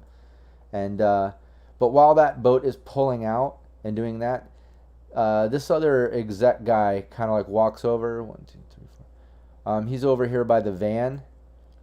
The girl kind of like walks over next to him. And he's looking at you, Valentine. We'll say he walks over to the back since you're back there kicking it. And he's just looking at you and he's just like, what the fuck are you doing? What the fuck am I doing? What the fuck are you doing? Somebody stole a panda from my associate and put it in this here van. He's like, what? Are you part of these fucking people? Part of them? My friend, I run them. You guys aren't here. You don't hear none of this. Yeah. No, and he's just like, well, if you run him, then I'm calling the fucking cops. He's like, you guys have been coming here every fucking week. I told you don't have the permit. You don't have anything on the logs. I'm fucking tired of it. He's like, you guys need to get the fuck out of here. And he turns around and he starts walking back to the building. Wait a minute. He stops Permit? and looks back at you. What permits are you referring to there, partner? Okay, at that point, we're back over to the boat that was pulling out. Eddie Brass, we're at you. All right. Well, since I killed the guy, I'm gonna go over to the door and try to picklock it. Okay, yeah, you can do that. Give me that. 15. Nice. Okay, cool. Yeah, you're able to jimmy it open. You get it unlocked. It's pretty much able to be opened. What do I see with my Eddie Brass eyes? Yeah, when you open it up, it's just pretty much a medium-sized cabin that takes up the whole front of the boat. There's like electronics and stuff for basically navigating the boat and steering it. It looks like it's probably set on some type of auto because there's no guy there. But you do see like kind of a trapdoor sort of thing off to the side, like a little raised, kind of like raises up a couple feet. And there's like a door that like flips open, probably stairs or a ladder or something leading to what's below. Okay, well, I'm gonna motion to that and be like, Viking, that's all you. I'm gonna try and get us to not be moving no more. So that's what you see. You open it, and Viking, you see it too. You guys are all standing right there. So when Eddie opens it up, you see that it's running. Obviously, it's running. Nobody's there. It's probably on some type of autopilot or something. And you see the little raised thing with a door that opens. It's the only other shit that's in there. Am I able to do anything else with my turn, like try to figure out the system or just smash it? No. Your action. I mean, you picked the lock and you got that open, but you can move. You have your move. You know what I mean? Okay, I'll move into the cabin at least. Okay. Yeah, you go in. You can move right up into the cabin. Cool.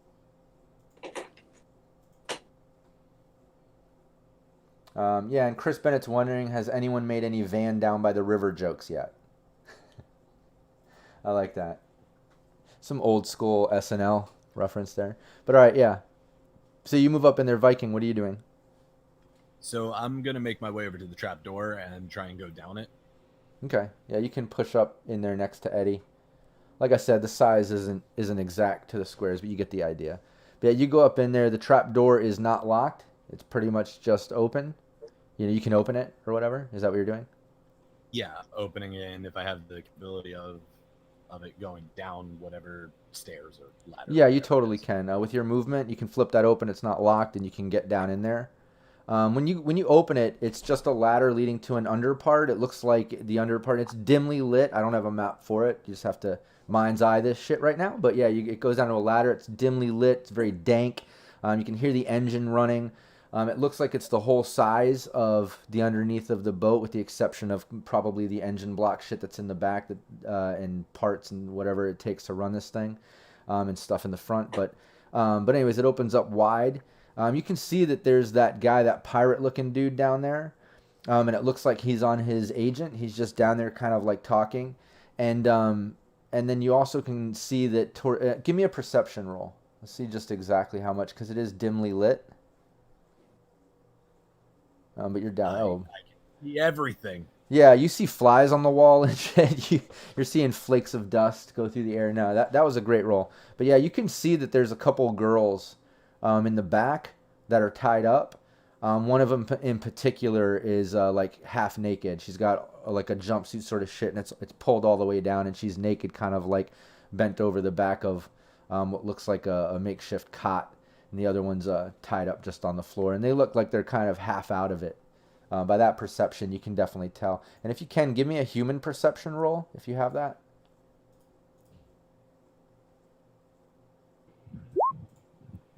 That'll be a 12. Well, now we're killing everyone. Okay, well, the 12, it's not going to come in. That -2 isn't coming into play with these. It only is against the pirate and the scavenger guys. It was really the scavenger guys that stood up to you. So you're kind of back to normal now with this guy. But the what you do notice with that human perception is, yeah, the girls, they definitely seem drugged.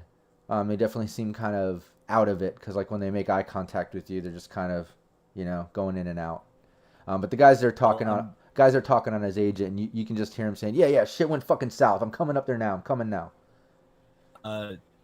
When I'm going to save these girls no matter what. I don't care who they are. I'm saving them. But are any of them... Take them for yourself? Is that your plan? Okay. God, no. I'm going to Fuck bring no. I'm kidding. Are any of them Panda? Yeah, you totally recognize one of them as Panda. Okay. Sorry, I should have said that first. Sorry. It's all good.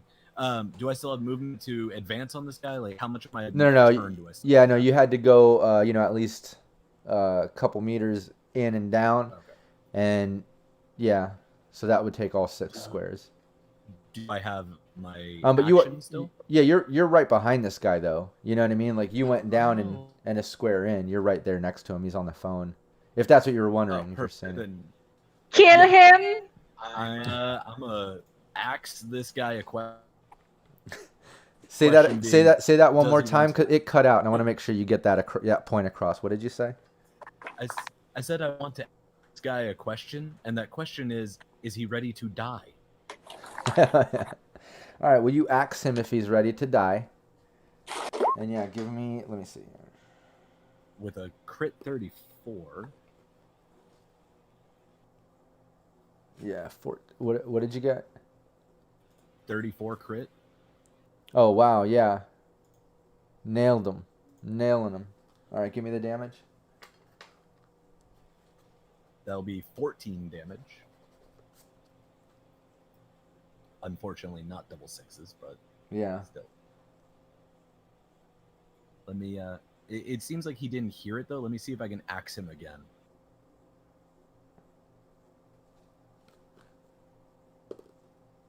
Much less impressive with a 12. Yeah, second, what? Oh, wait, that's that was damage. Sorry. Yeah. Yeah, you've got to get a 15 or higher. Nice. I believe 17 will do it. Yeah, give me the damage. And keep in mind, you're doing all this with one fucking hand. You know, your other hand is literally shot off. So that's pretty badass. Oh, yeah. Yeah, pretty impressive then. Even with that 9 damage, that's still impressive. Yeah. This guy seems to be hard of hearing. Maybe you should try Norse code. Nice one. But all right. So yeah, that was quite a bit of damage. Dude kind of like yells out. He's just like, fuck. He's like, what the hell? He's kind of shocked that you're down there when all this went. Kind of spun around and, took these swings at him. But yeah, give me a, well, wait, let's go over to Valentine.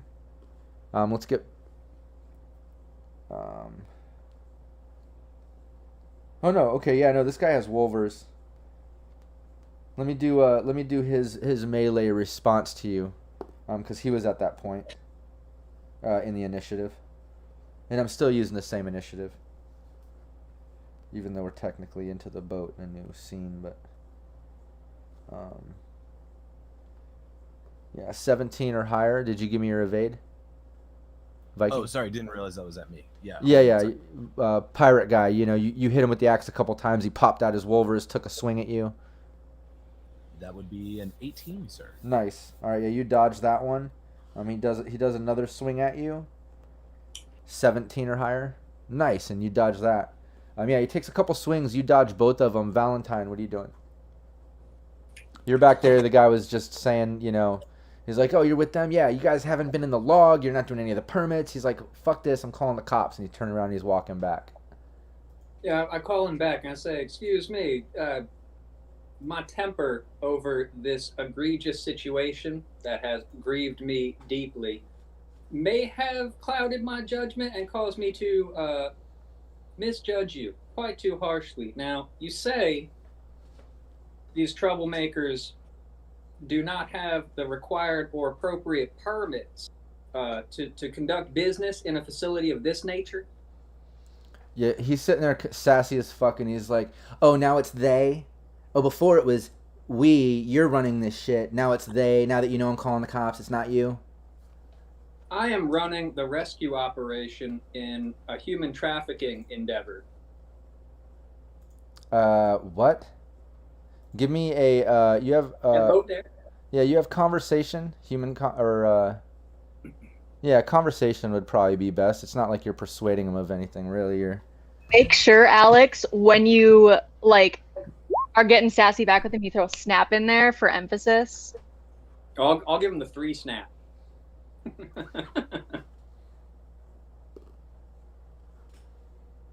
Yeah, okay, so he's listening. He's like, "Okay, so what now?" So look, a young child was kidnapped from my associate's building, put into this here van. We tracked it here, and now my team is on that there boat attempting to recover said panda. Okay, so now you're not part of all this. You're not with them. I would not be kicking the ever-loving holy shit out of this van were it otherwise. Okay. He hands his cup off to that assistant girl that's there, and he's like, "I need a refill. Go get me a refill." And she heads back into the building with his drink. So he walks up and he's like, "So they're kidnapping and shit. Do you want me to call the cops? What are you guys doing? Why waste the fucking time? They've been here like every week. They have no permit. They won't do the log. A few of their guys came and tried to muscle up on me and shit. Like, what the fuck?" Well, I think we can help each other out tonight. You pretend this never happened, and you will never see those asshole pirates again. Okay, so you'll take care of them then? Oh, absolutely. In progress. Well, honestly, that sounds better because I've tried the cops before and they didn't even come out. They said they're not coming out for someone just doing importing with no log or whatever. But this situation, I think the cops would come. But if you say you guys are handling it, just put a fucking end to it. I don't need that shit out here. Thank you kindly. All right, yeah, he starts walking back towards the building. What a great face character we have. That's how you do that. I'm going to keep kicking the shit out of the... Wait, no, because we're on open comms. I know Panda's not in there, so... And Chris Bennett says, "Shank him," and he says, "Oh, fuck that dude. Punch him dead in the throat. 3 snaps up in Z formation." Man, he's coming with all these old school references. First it was SNL, now it's Living Color. Like, I'm loving it, dude. You So do that, good. Chris. But yeah, that's what goes down with that. We're back over to Eddie Brass. So yeah, the boat is still pulling out. It's still running. It is now double that fucking distance. You guys are far enough away from the dock, like, it's a bit of a swim and shit if that's the choice. But you get my point. But yeah, it's your turn. Is there? So you said everything was like automated, right? Yeah, it's definitely seems to be on some type of autopilot thing because it's moving. You see like lights going. There's like some shit. There's like a crank. You've seen like you don't have any skills in water vehicles, correct? Nah. So it's not like you know what to do, but just based on movies and common sense, you see some type of crank that goes this way. You see like some type of wheel similar to a car. But there's a bunch of lights going and stuff that are like on, so it's on and it's running. You hear the engine going, it's moving. Probably some type of autopilot situation. Okay, so Eddie is first gonna try the crank and the steering wheel. If that doesn't work, if he's like unable to actually make any progress, he's gonna smash the thing. Yeah, I'm good, thanks. Yeah, the steering wheel is not moving. It's kind of like locked into wherever it's going. It's definitely on some type of autopilot situation, and you're not able to kind of unjam it. Without knowledge of actual, water vehicles, you wouldn't know what to do to disable the autopilot and control the boat. You know what I mean? Precisely. So I'm just gonna smash it with a hammer, essentially the bat. Okay, well, give me your melee. Like I did with the van, this isn't getting away from you or evading. and you're right Yeah. in front of it. But I just want to see you don't critically fail and like the bat bounces back and hits you or it breaks or something. You know what I mean? Oh boy, no pressure. Yeah. Give me your melee. Let's hope you don't hit a 1.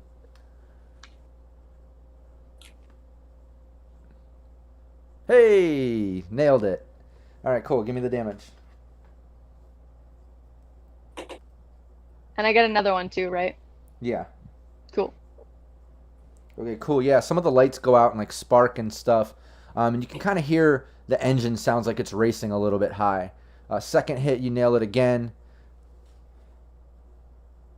Yeah, all the lights go out of the electronics, and you hear it just kind of go, and it's kind of like slowing down and just kind of like drifting in the water, and now it's moving slow, but you hear the engine like racing, but it's not doing anything. You obviously did something fucked up to it, but it's no longer pushing along, you know?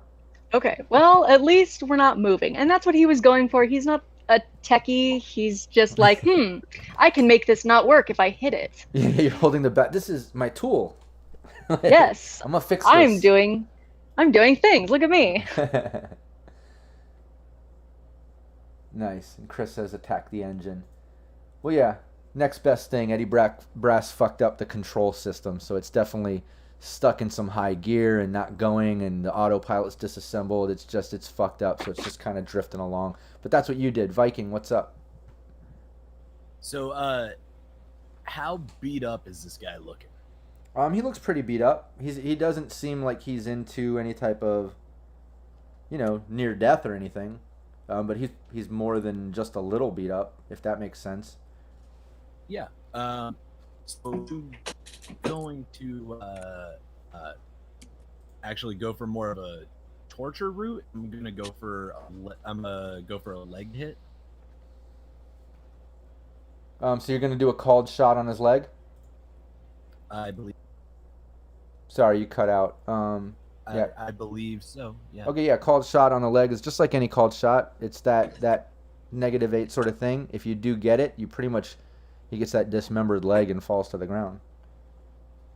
So let me see. You know what? Actually, it'd be smarter for me to just grapple him up. 6. Instead. Okay. Yeah. Okay. I'll go for the leg. You're gonna go for the leg? Okay, 16 or higher. Hit. Let's see if I can actually. Nice. Okay, so you. Oh, and you were hitting him with the axe, right? Yeah. Okay, cool. Yeah, you did that. Yeah, and with a called shot on that, it should be. Let me just double check, but it should be double aim shots. Let's see. Make sure you read it because for the leg is a little different shot. Yeah, it's your target also suffers the broken leg critical. Okay, so that's an extra 5. Yeah, so you pretty much broke his leg. Oh, you got to give me the damage. Sorry.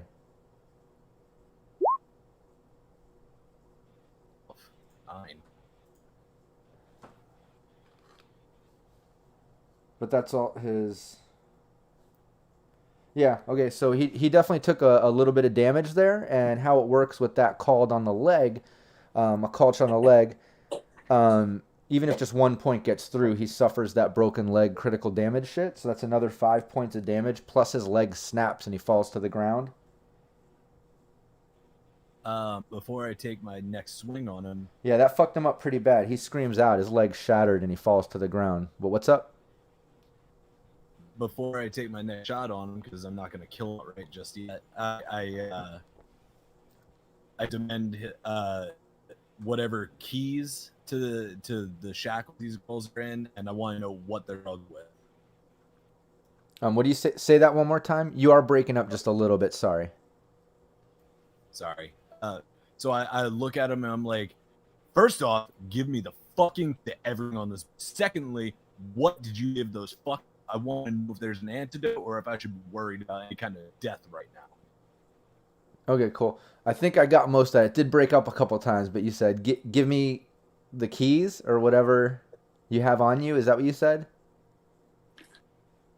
Yes, keys and what did you give the girls? To know what correct. Okay, cool. Yeah, you say that. Give me. You have an intimidation roll. You have intimidation or interrogation.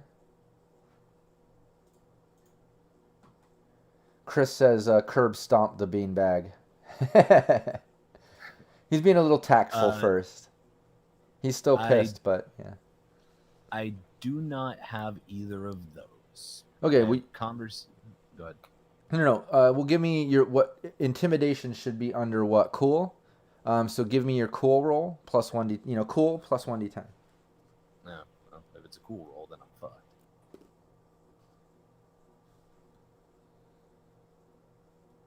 Yeah, 13 or higher.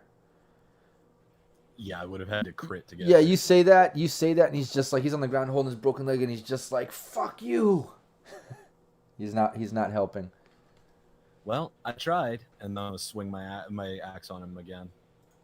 Okay. Yeah, give me your melee. It's a 24 to hit. 11. Oh God, yeah. I was about to be like, yeah, 12 or higher. That's also a critical with 2 6s. Oh wow. Okay. Well, that was enough right there just to finish him off. But give me that crit roll. Go to that Mac table. Give me the crit roll. Let's see exactly what extra shit you did, and then you can totally describe this however you want, because you just finished him off. So it looks like you broke his arm. He took extra damage, which didn't even need. You killed him when that first hit, but you can describe it all. So in breaking his arm, it's because I used my axe almost like a golf club swing down into his shoulder, which severed through there, destroying his brachial and going into his neck. Nice. Well deserved. So yeah, you do that. And we're over to Valentine.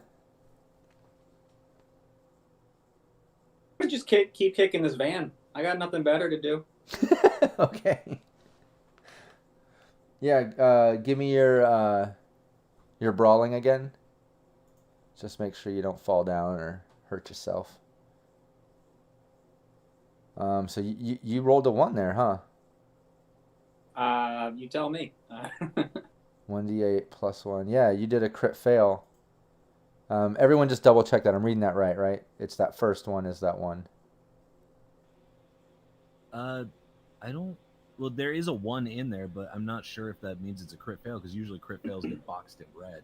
Yeah, exactly. But I think it is, because look at that says 1d8 plus 1 plus 7 plus 2. That's the roll is 1d8. It came out of 1. There's a red 1 in there too. Yeah, that's probably the D8 one. Yeah. So give me you took well, here, I'll just do it for you.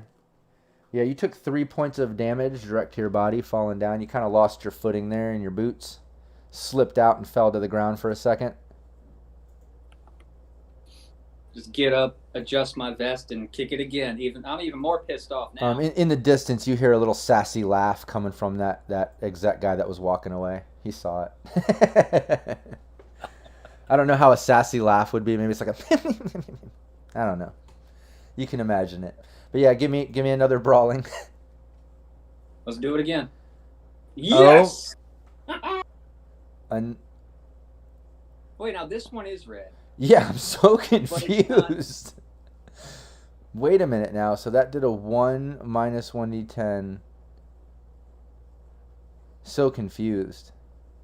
Yeah, and all of my rolls, I didn't mention it before, but all of my rolls have been a D8 instead of a D10. Yeah, but they do that. I believe they do that. Well, wait, why is that first one that, but the second one is that? Oh, because you rolled a 1. Yeah, they do that for... There's something with the percentage in Roll20 with those character sheets. I forget they explain how it works in there, just like initiative or something. It does it to be fair within the percentages. It makes sense. I don't know how to explain it. But you definitely... You definitely rolled a 1 again. Excellent. That's exactly what I wanted to happen. What the hell? Couple slips. 2 points of damage. Once I got that crit fail against this van, I was like, please let it happen again. Yeah, a couple slip outs. You hear another sassy laugh coming from the distance as that dude just kind of disappears into his building. Just like, oh shit, that dude. So yeah, we're back over to well, that guy's dead, so we can get rid of this initiative here. We can just kind of go back. We got Eddie Brass. You're in the cabin there. What are you doing? Yeah, if we're still moving. Yeah, it's definitely like just drifting. Remember, it's not really moving, but it's just kind of Yeah. drifting on the water. But you said I could still hear the engine. Yeah, it's kind of racing. Sounds like it's like stuck in some type of gear or something. Yeah, I'm gonna go check that out.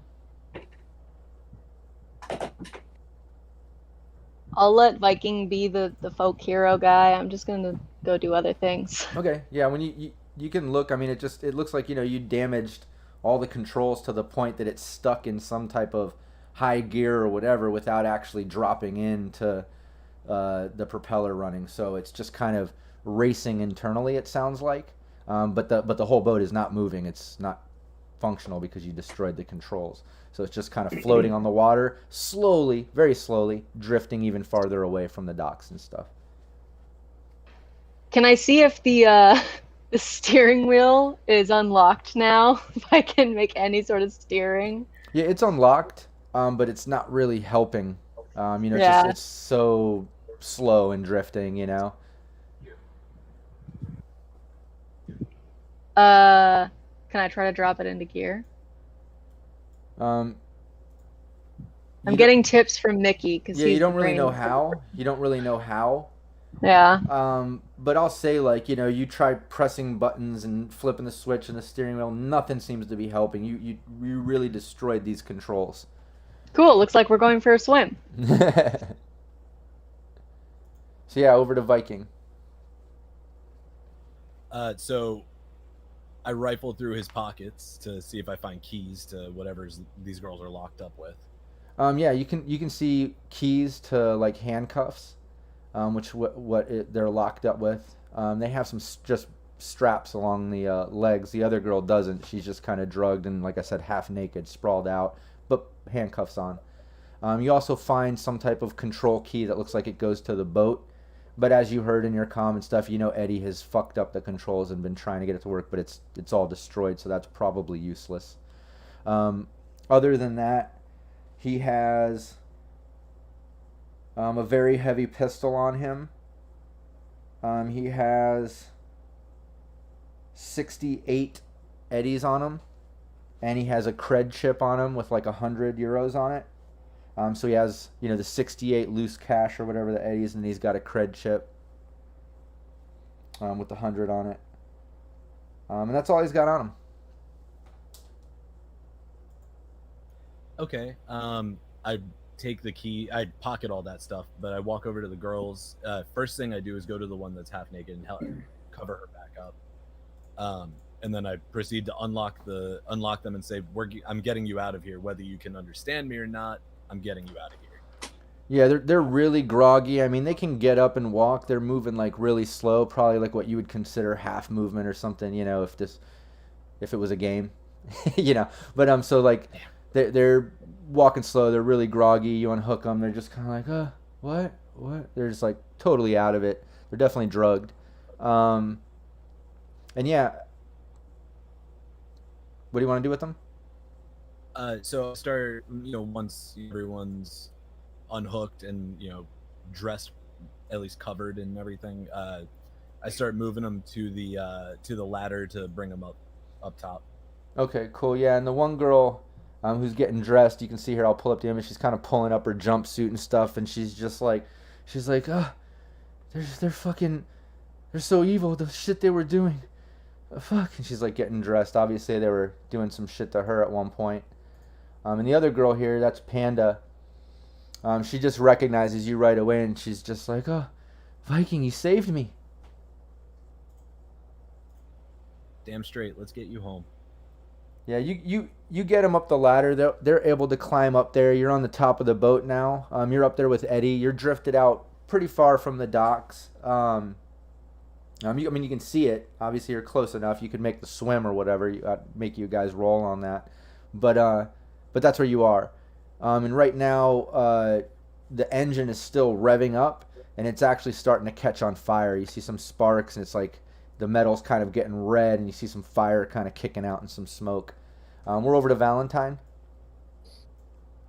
I'm going to get on the comms and ask for an update. What's going on that boat? It looks like the 4th of July out there. Yeah, the engine's fucked, but we got the girls. We need a way back. Do you have any life preservers, life jackets? Haven't gotten a chance to look yet. Now would be the time. Agreed. I'm assuming that you took the keys to the van with you. Probably. Yeah. Yeah. Yeah, you've got the keys.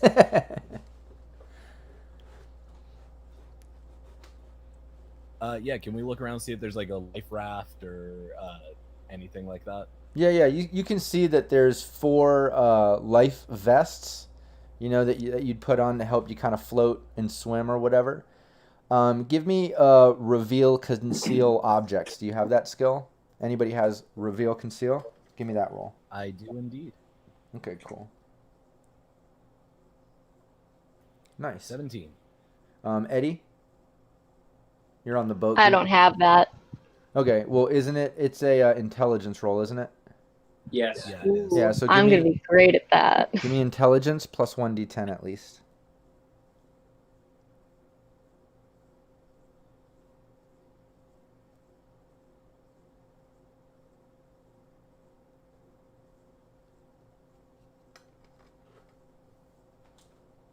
Okay, nice.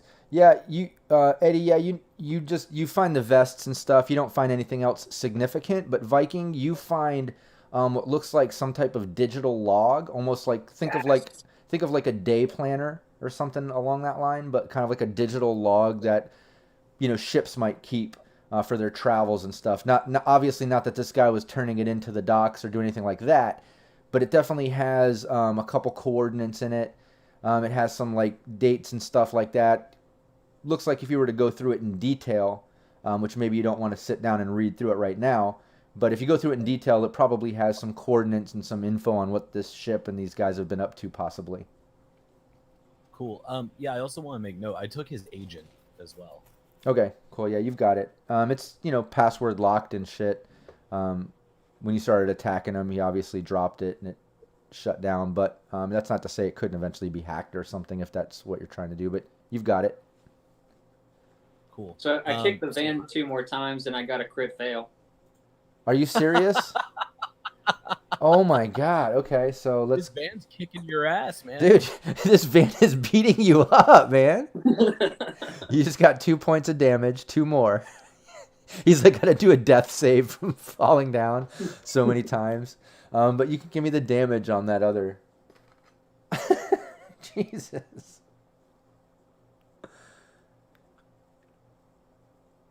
Okay, nice.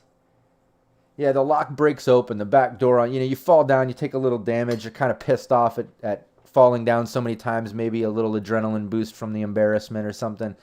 You get pissed, you kick the door, it breaks open. It looks like it's just kind of an empty shell of a van with some bench seating. And like I said, a gate that kind of separates it from the front. You can see some crusted blood on the side, on the side of the seat and onto the floor. You can see what looks like some broken zip ties on the other side. That's all that's in here. All right, fair enough. Yeah, so over to back to the boat. We have vests, so let's. You got 4 of them. I think we should just put them all on the girls because I don't think they're gonna be able to do shit. Yeah. We can just doggy paddle our way back. Well, I'm working with one hand here, so I don't know Yeah, how effective my swimming is going to be. Just so you know, I would definitely suggest everybody putting it on. Keep in mind these waters look pretty rough. It's definitely cold and nasty right here. It's kind of polluted and just fucked up. There's probably some debris floating around. It's not like it's a nice quaint swim or. Yeah. Fair enough. Is there a plastic bag anywhere that I can wrap over my stump before I hop in this water too? Then. Yeah, you can do that. I'll say you find a Ziploc bag from the pirates' previous lunch. You empty out a half-eaten sandwich and wrap it around your nub. Cool. I do that to protect it a little bit. You get a little mayo. You get a little mayo in the wound, but it's cool. Yeah. Is there any kind of rope or wire or anything around either? A wound ain't a wound without my miracle whip. Wait, what? What? Where you? I asked, is there any kind of like rope or something that I can, Yeah, you can use to take. tie. Yeah, there's the shit that was around their legs, around the one girl's legs, because they had the handcuffs Okay. and then they had some we'll say rope tied them. Okay. I tie it between us all so that we're all tied together, not tied together, but like we have like a lifeline to each other kind of thing going on. Oh, good idea.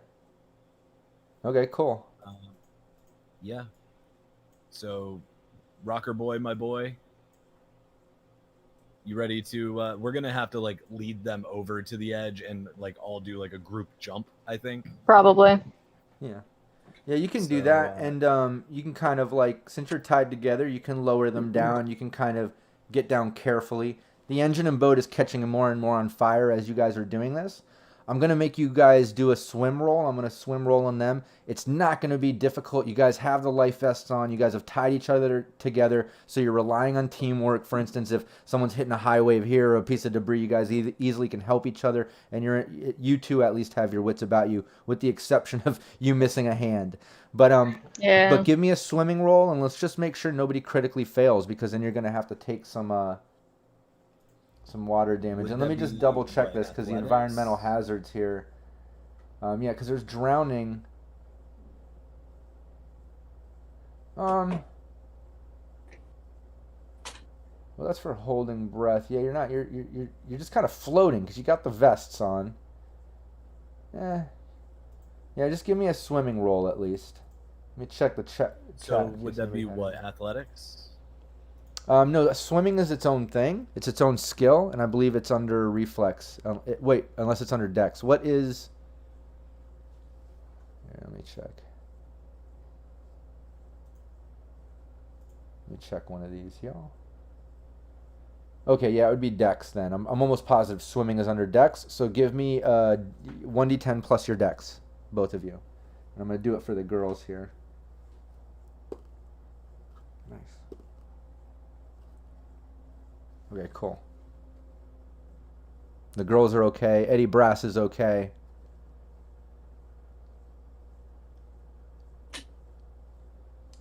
Viking, you're okay too, even with that hand.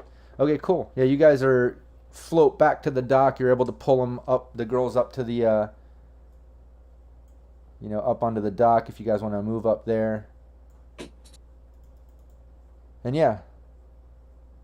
You're not in combat, so I'm not doing initiative. You guys can tell me what everybody's doing and where you're going and all that good stuff.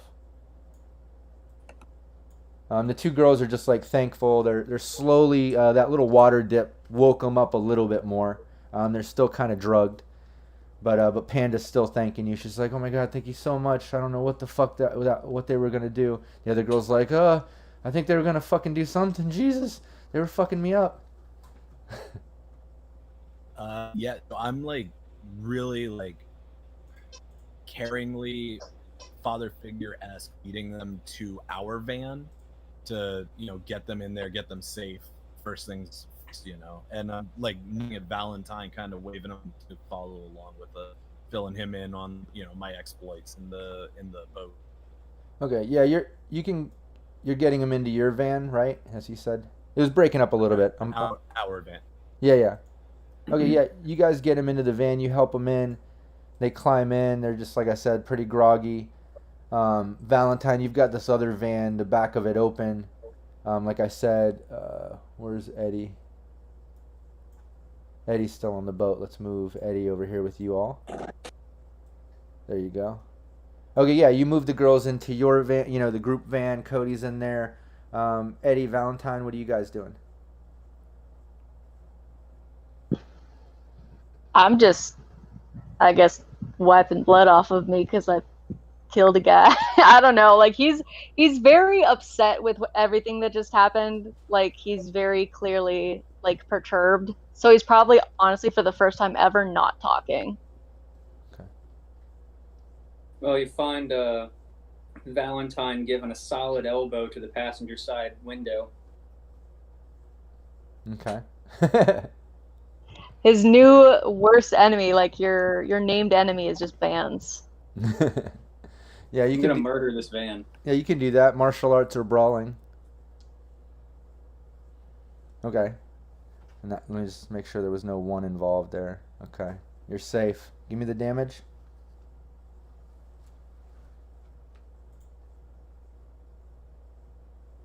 It's not great. Um, Maybe enough for a window, though. yeah. Sorry, let me go back. Okay, what was the damage? 6. Yeah, it cracks a little bit. It doesn't break fully, but it cracks in a little bit. All right, let's give it one more. One more again. Yeah, go for it. Yeah, that's a hit. Nice.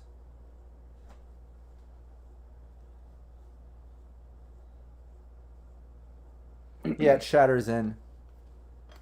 All right, so I'm going to open the door and open the glove box. See if there's any documentation, identification in there.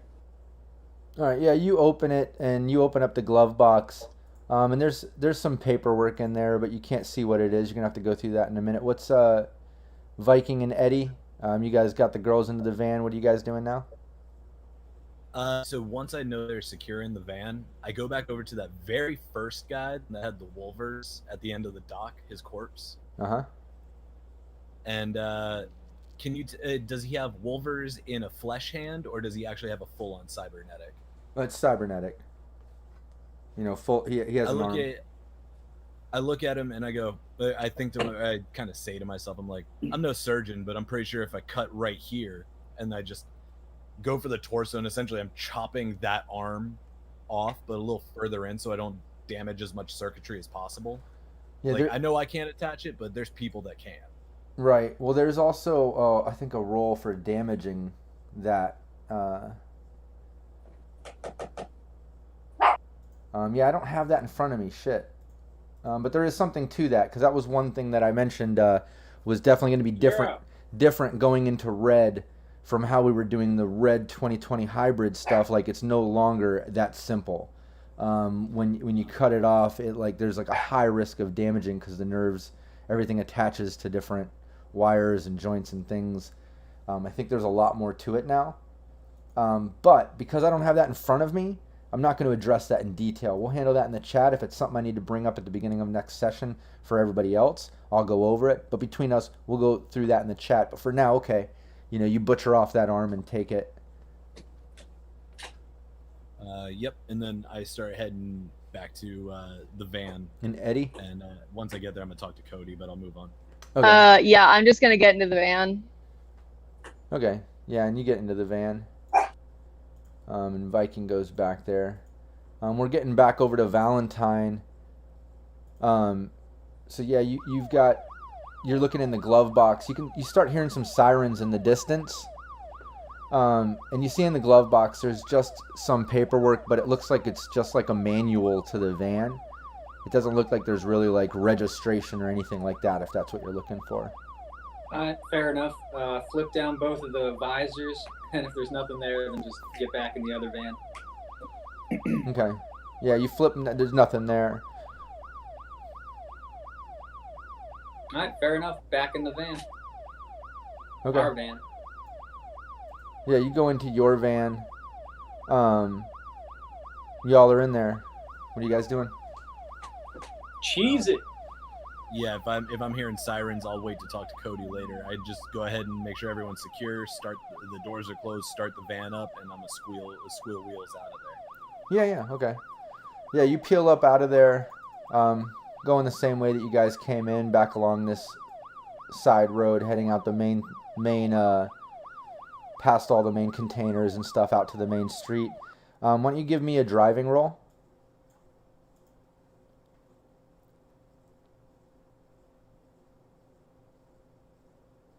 Oh shit. Yeah, while you're peeling out and trying to haul ass down that main road, you kind of like slam up against some of the storage crates that are there and get a little bit of damage to the van. I mean, I don't think the guy we're borrowing the van from is going to care, because you got his daughter back. Yeah, it scrapes and dents up the whole side there. But it's still running. You're still running. And yeah, you keep going. You end up getting all the way back. No problems. So yeah, you're back at your building. It's possible, somebody had to have called the cops or whatever to come out there. But you didn't pass them on the road. You were able to get out of there before you actually saw where the sirens are coming from. But they were definitely heading towards the docks, or at least towards that direction. But yeah, you peeled up out of there. You headed back. You're back at the building.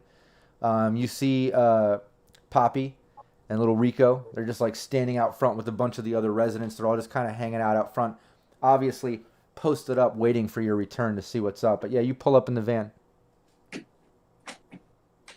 Can we ditch our side of that tracking device on the way? Yeah, you can do Not that. a bad idea. Yeah, it's an old tracking device that Viking has had from his past. He's used it, and like I said, he's gave it to one of the local kids when he heard these vans and things were going on over the past months, just in case. And hey, it worked out. But yeah, you can totally trash that thing if you don't want it. Yeah, trash it. Okay, yeah, you throw it out the window and trash it. But yeah, you're there. Poppy's there. He's excited. You've got his girl. The other girl gets out. She tells you that she lives actually like a few streets down and a couple blocks over, which is just another part of the combat zone and just a different part of the neighborhood. She said she was scooped up earlier in the morning and they've just drugged her. She's been there all day, and then obviously they were doing fucked up shit to her on the boat. And then they saw that Panda get taken and came in a little bit later in the day. But she said, she's like, thank you so much for rescuing us. And Poppy's so excited. He's like, man, he looks at the damage of the van. He's like, that's cool. Whatever. I'll get that fixed. I'm just happy to have my girl back. He starts hugging her and crying in happiness, and so does little Rico. I look at Poppy. I'm like, you mind if I borrowed a little bit more? I want to make sure she gets home safe. He's like, yeah, do whatever you got. He gives you the keys back or whatever. And the other girl's just like, man, thank you so much. Yeah, of course. Y'all riding with me? I look at you. And Valentine, you gonna ride out with her? Go drop off that girl? Probably not. I think they've got it under control, and this has all been more their thing than mine. Okay. So yeah, we'll say you and Cody kind of hop out while they go drop off the girl. And you're just kind of cleaning up, waiting for them to get back so you can, end your evening and your crazy little day of a mission there that went down. But yeah, on your way back, dropping off the girl, she tells you, she's like, yeah, I heard them over talking too when I was sitting there, and they're taking advantage of me and fucking me up all day before Panda rolled, and I heard them talking about, taking girls to the spot and stuff, and like talking about they'll get a pretty penny for me, and they've got another one that they're targeting, and it sounds like they've just been like jacking girls and jacking kids and stuff and taking them to some place up north. I'm not sure where or any of that, but that I did hear him talking like that. I'm so glad you fucking saved me from them and you fucked them up, because that's fucked up. Did you didn't happen to hear like who they were targeting? Any description or anything? No, they were just grabbing girls and kids and taking them somewhere up north. I don't know what they were doing, but they were definitely fucking me up. You found her half naked. You can use your imagination. Yeah, I choose not to. So yeah, I'm gonna kind of like put on like a real soothing radio station, whatever like the smooth jazz, calm, collective music is. Just keep the tone light. Yeah. No, she's just on the ride back. Yeah, she's super appreciative. She's happy as hell. She thanks you. She gives you guys her number, and she's just like, man, if there's anything I can ever do to help, I mean, I'm nobody, but if you're ever in this part of town and need help, I'm here for you. She gives you the number. Yeah, I reciprocate. I'm like, look, my name's Viking. This is Eddie Brass. Look, I'm here to try and take care of this neighborhood, and you know what? A few streets over, that's still my neighborhood. I give her my number. I say, if you ever get in any trouble or anyone you know gets into trouble, call me. I'm there. Okay, yeah, she takes that. And Eddie, give me a charismatic impact roll. Let's see if you beat a DV of 8. Oh shoot, that was the thing that I forgot to add in. I'm gonna write a note so that I make sure to add it in this time, so I don't actually have it on my sheet. Yeah, give me a 1d10. We'll add 4 to it. Cool. Does it add? Or you can put +4 on your when you roll it. 1d10 +4. Does it take cool as well or not? No, I don't think. No, it's just 1d10 plus your charismatic impact versus Oof. a DV8. That got a nerf from the last rules. Yeah. But it's changed because it's only a DV8 that you're trying to hit. It's completely different. It's a completely different system the way it works now. But yeah, when Viking mentions like, look, I'm Viking. This is Eddie Brass. Anything you need, hit us up. We're always here. She's just like, wait a minute, wait. You're Eddie Brass. I thought you looked familiar. I'm still kind of fucking groggy. But oh my god. She's like, will you sign my tit? And she pusts out her tit. Can I sign something other than your tit? Instantly out of the bad mood and shit, snapped out. She's a huge fan. She's like all excited. She's like, yeah, just sign whatever. Just sign me. Yeah. You know what? Fuck it. I'll sign my bat and I'll give it to her, and then I'll get another bat. She just starts like freaking out and like hugging it. And she's like, oh my god. She's like, nobody's gonna believe this. You saved me, and then I get your bat. And she just like starts walking off into her building, like skipping and all happy, and definitely in a much different mood than you found her in. And that bat is covered in the blood of her kidnappers, isn't it? Exactly. Yeah, she likes that. It was from at all. Yeah, she's a huge fan, Yeah, so you drop her off. You're all good. You get back to the building. You have that little contact, at least in that part of the combat zone. That might come into play sometime, whatever. She also has your contact if she ever needs anything. She's a big fan of Eddie. You get back to the building. Everyone's kind of celebrating now. They're all kind of drinking some Smash when you pull up. Poppy kind of hands you a drink. Both of y'all. He's like, oh, we're celebrating. My Panda's back. Thank you so much. Come on in. We're cooking tonight. We're doing all. Let's go celebrate. He's kind of calling you in the building. Valentine and Cody are there. And yeah, you guys are kind of wrapped up, and you're welcome to at least celebrate tonight. Get a good home-cooked meal from their family. Maybe have some drinks and relax. And you also got... Oh, yeah, don't forget what you were going to say, because I know you also wanted to say something to Cody, too, or whatever, and whatever you're saying. But also, don't forget, you got that 100 on a cred chip. And how much in cash did I say I rolled? It was 60-something? 68. 68? Okay, we'll go with that. So yeah, 68 in the eddies and then 100 on the cred chip. So you guys can divide that up however you want or do whatever, but you have that. Don't forget, write it down. But what were we going to say there, Viking? I was just making a joke. I was going to say before Dirk walk over and heat a pan up, stick it onto my stub to cauterize it so I'm not bleeding out anymore. Oh yeah. Yeah, you've got that wound going on. You might want to take care of the missing hand situation after you eat and have some drinks, right? I honestly though, I look at Poppy. I'm like, I appreciate it. I'll celebrate with you guys in a bit, but where's the best doctor around here? Like, or I guess I wouldn't ask that. I probably know a doctor. Yeah, you can punch in your agent and kind of go to the local clinic. There's just kind of like the generic clinic on the edge of this combat zone. It's not as high class as like maybe a bigger medical facility or a trauma-based sort of place. But you can definitely go to like a local clinic, like a equivalent of like an urgent care or something, Local Ripper docs kind of run out of there. And we'll work that out in the chat. It might take some time for healing on that. I just want to research that a little bit. I know it's a DV of 17 for surgery, but me and you need to discuss that. We need to see how much money you have and see what you're doing for a replacement, or if it currently is just going to be a nub. I need to do the roll on that surgery based on like whatever med tech I create that's kind of helping you out in that situation. And maybe there's a med tech that comes into play as whether an NPC or another player. We'll see what happens. But yeah, we'll handle that in the chat. Is there anything else that anybody wants to kind of wrap up before Viking heads to the clinic and everybody else kind of has some drinks and food with the family? Anything else? Well, I really like this map we got. It's really cool. Yeah, it is really cool. One last piece of business then. I didn't want to interrupt everyone. I wanted you guys to have a chance. But on my way out, I look at Cody and I hand him the guy's agent and that ship listing that I got. And I said, find whatever you can about these motherfuckers. I want them all dead. You hand that to Cody? You broke up a little bit. Sorry, just say that one more time. I want to make sure I don't miss anything. Yeah, I hand the agent... Right. And the boat listing. Okay, yeah, the boat. Cody. Yeah, the digital boat log and the agent to Cody. And I say, I want all the information about these assholes. I want them dead. Okay, cool. Yeah, he takes it and he's like, yeah, I'm on it. I'm on it. And he takes that stuff, obviously goes back to eating and drinking and stuff, but while he's doing that and hanging out, you can see him kind of trying to hack and fuck with it a bit. So that's probably something else we can go over in chat, or maybe going into the next session.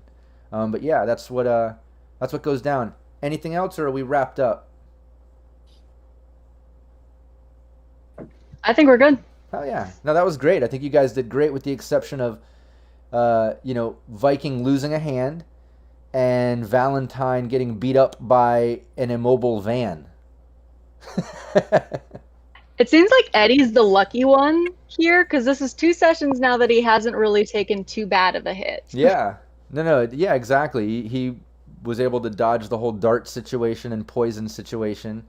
Yeah, you've been kind of lucky here. To be fair, that van is way out of my weight class. Yeah, that's true. That's true.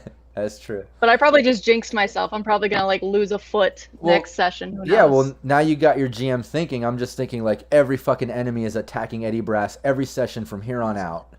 That's the decision. It's in stone. Welcome to Cyberpunk RED. That's what's up. No. But yeah, so I think you guys did great. Like I said, there's some intense damage and some stickiness going on, but all that aside, you guys were able to fight through and save the girls, even though the boat was pulling out and everything. There was some unexpected things that went down that I wasn't planning on, but played into it based on things that happened, just like you do. You roll with the punches and the story creates itself, and I think it was really cool what happened tonight, and you guys successfully got the girls.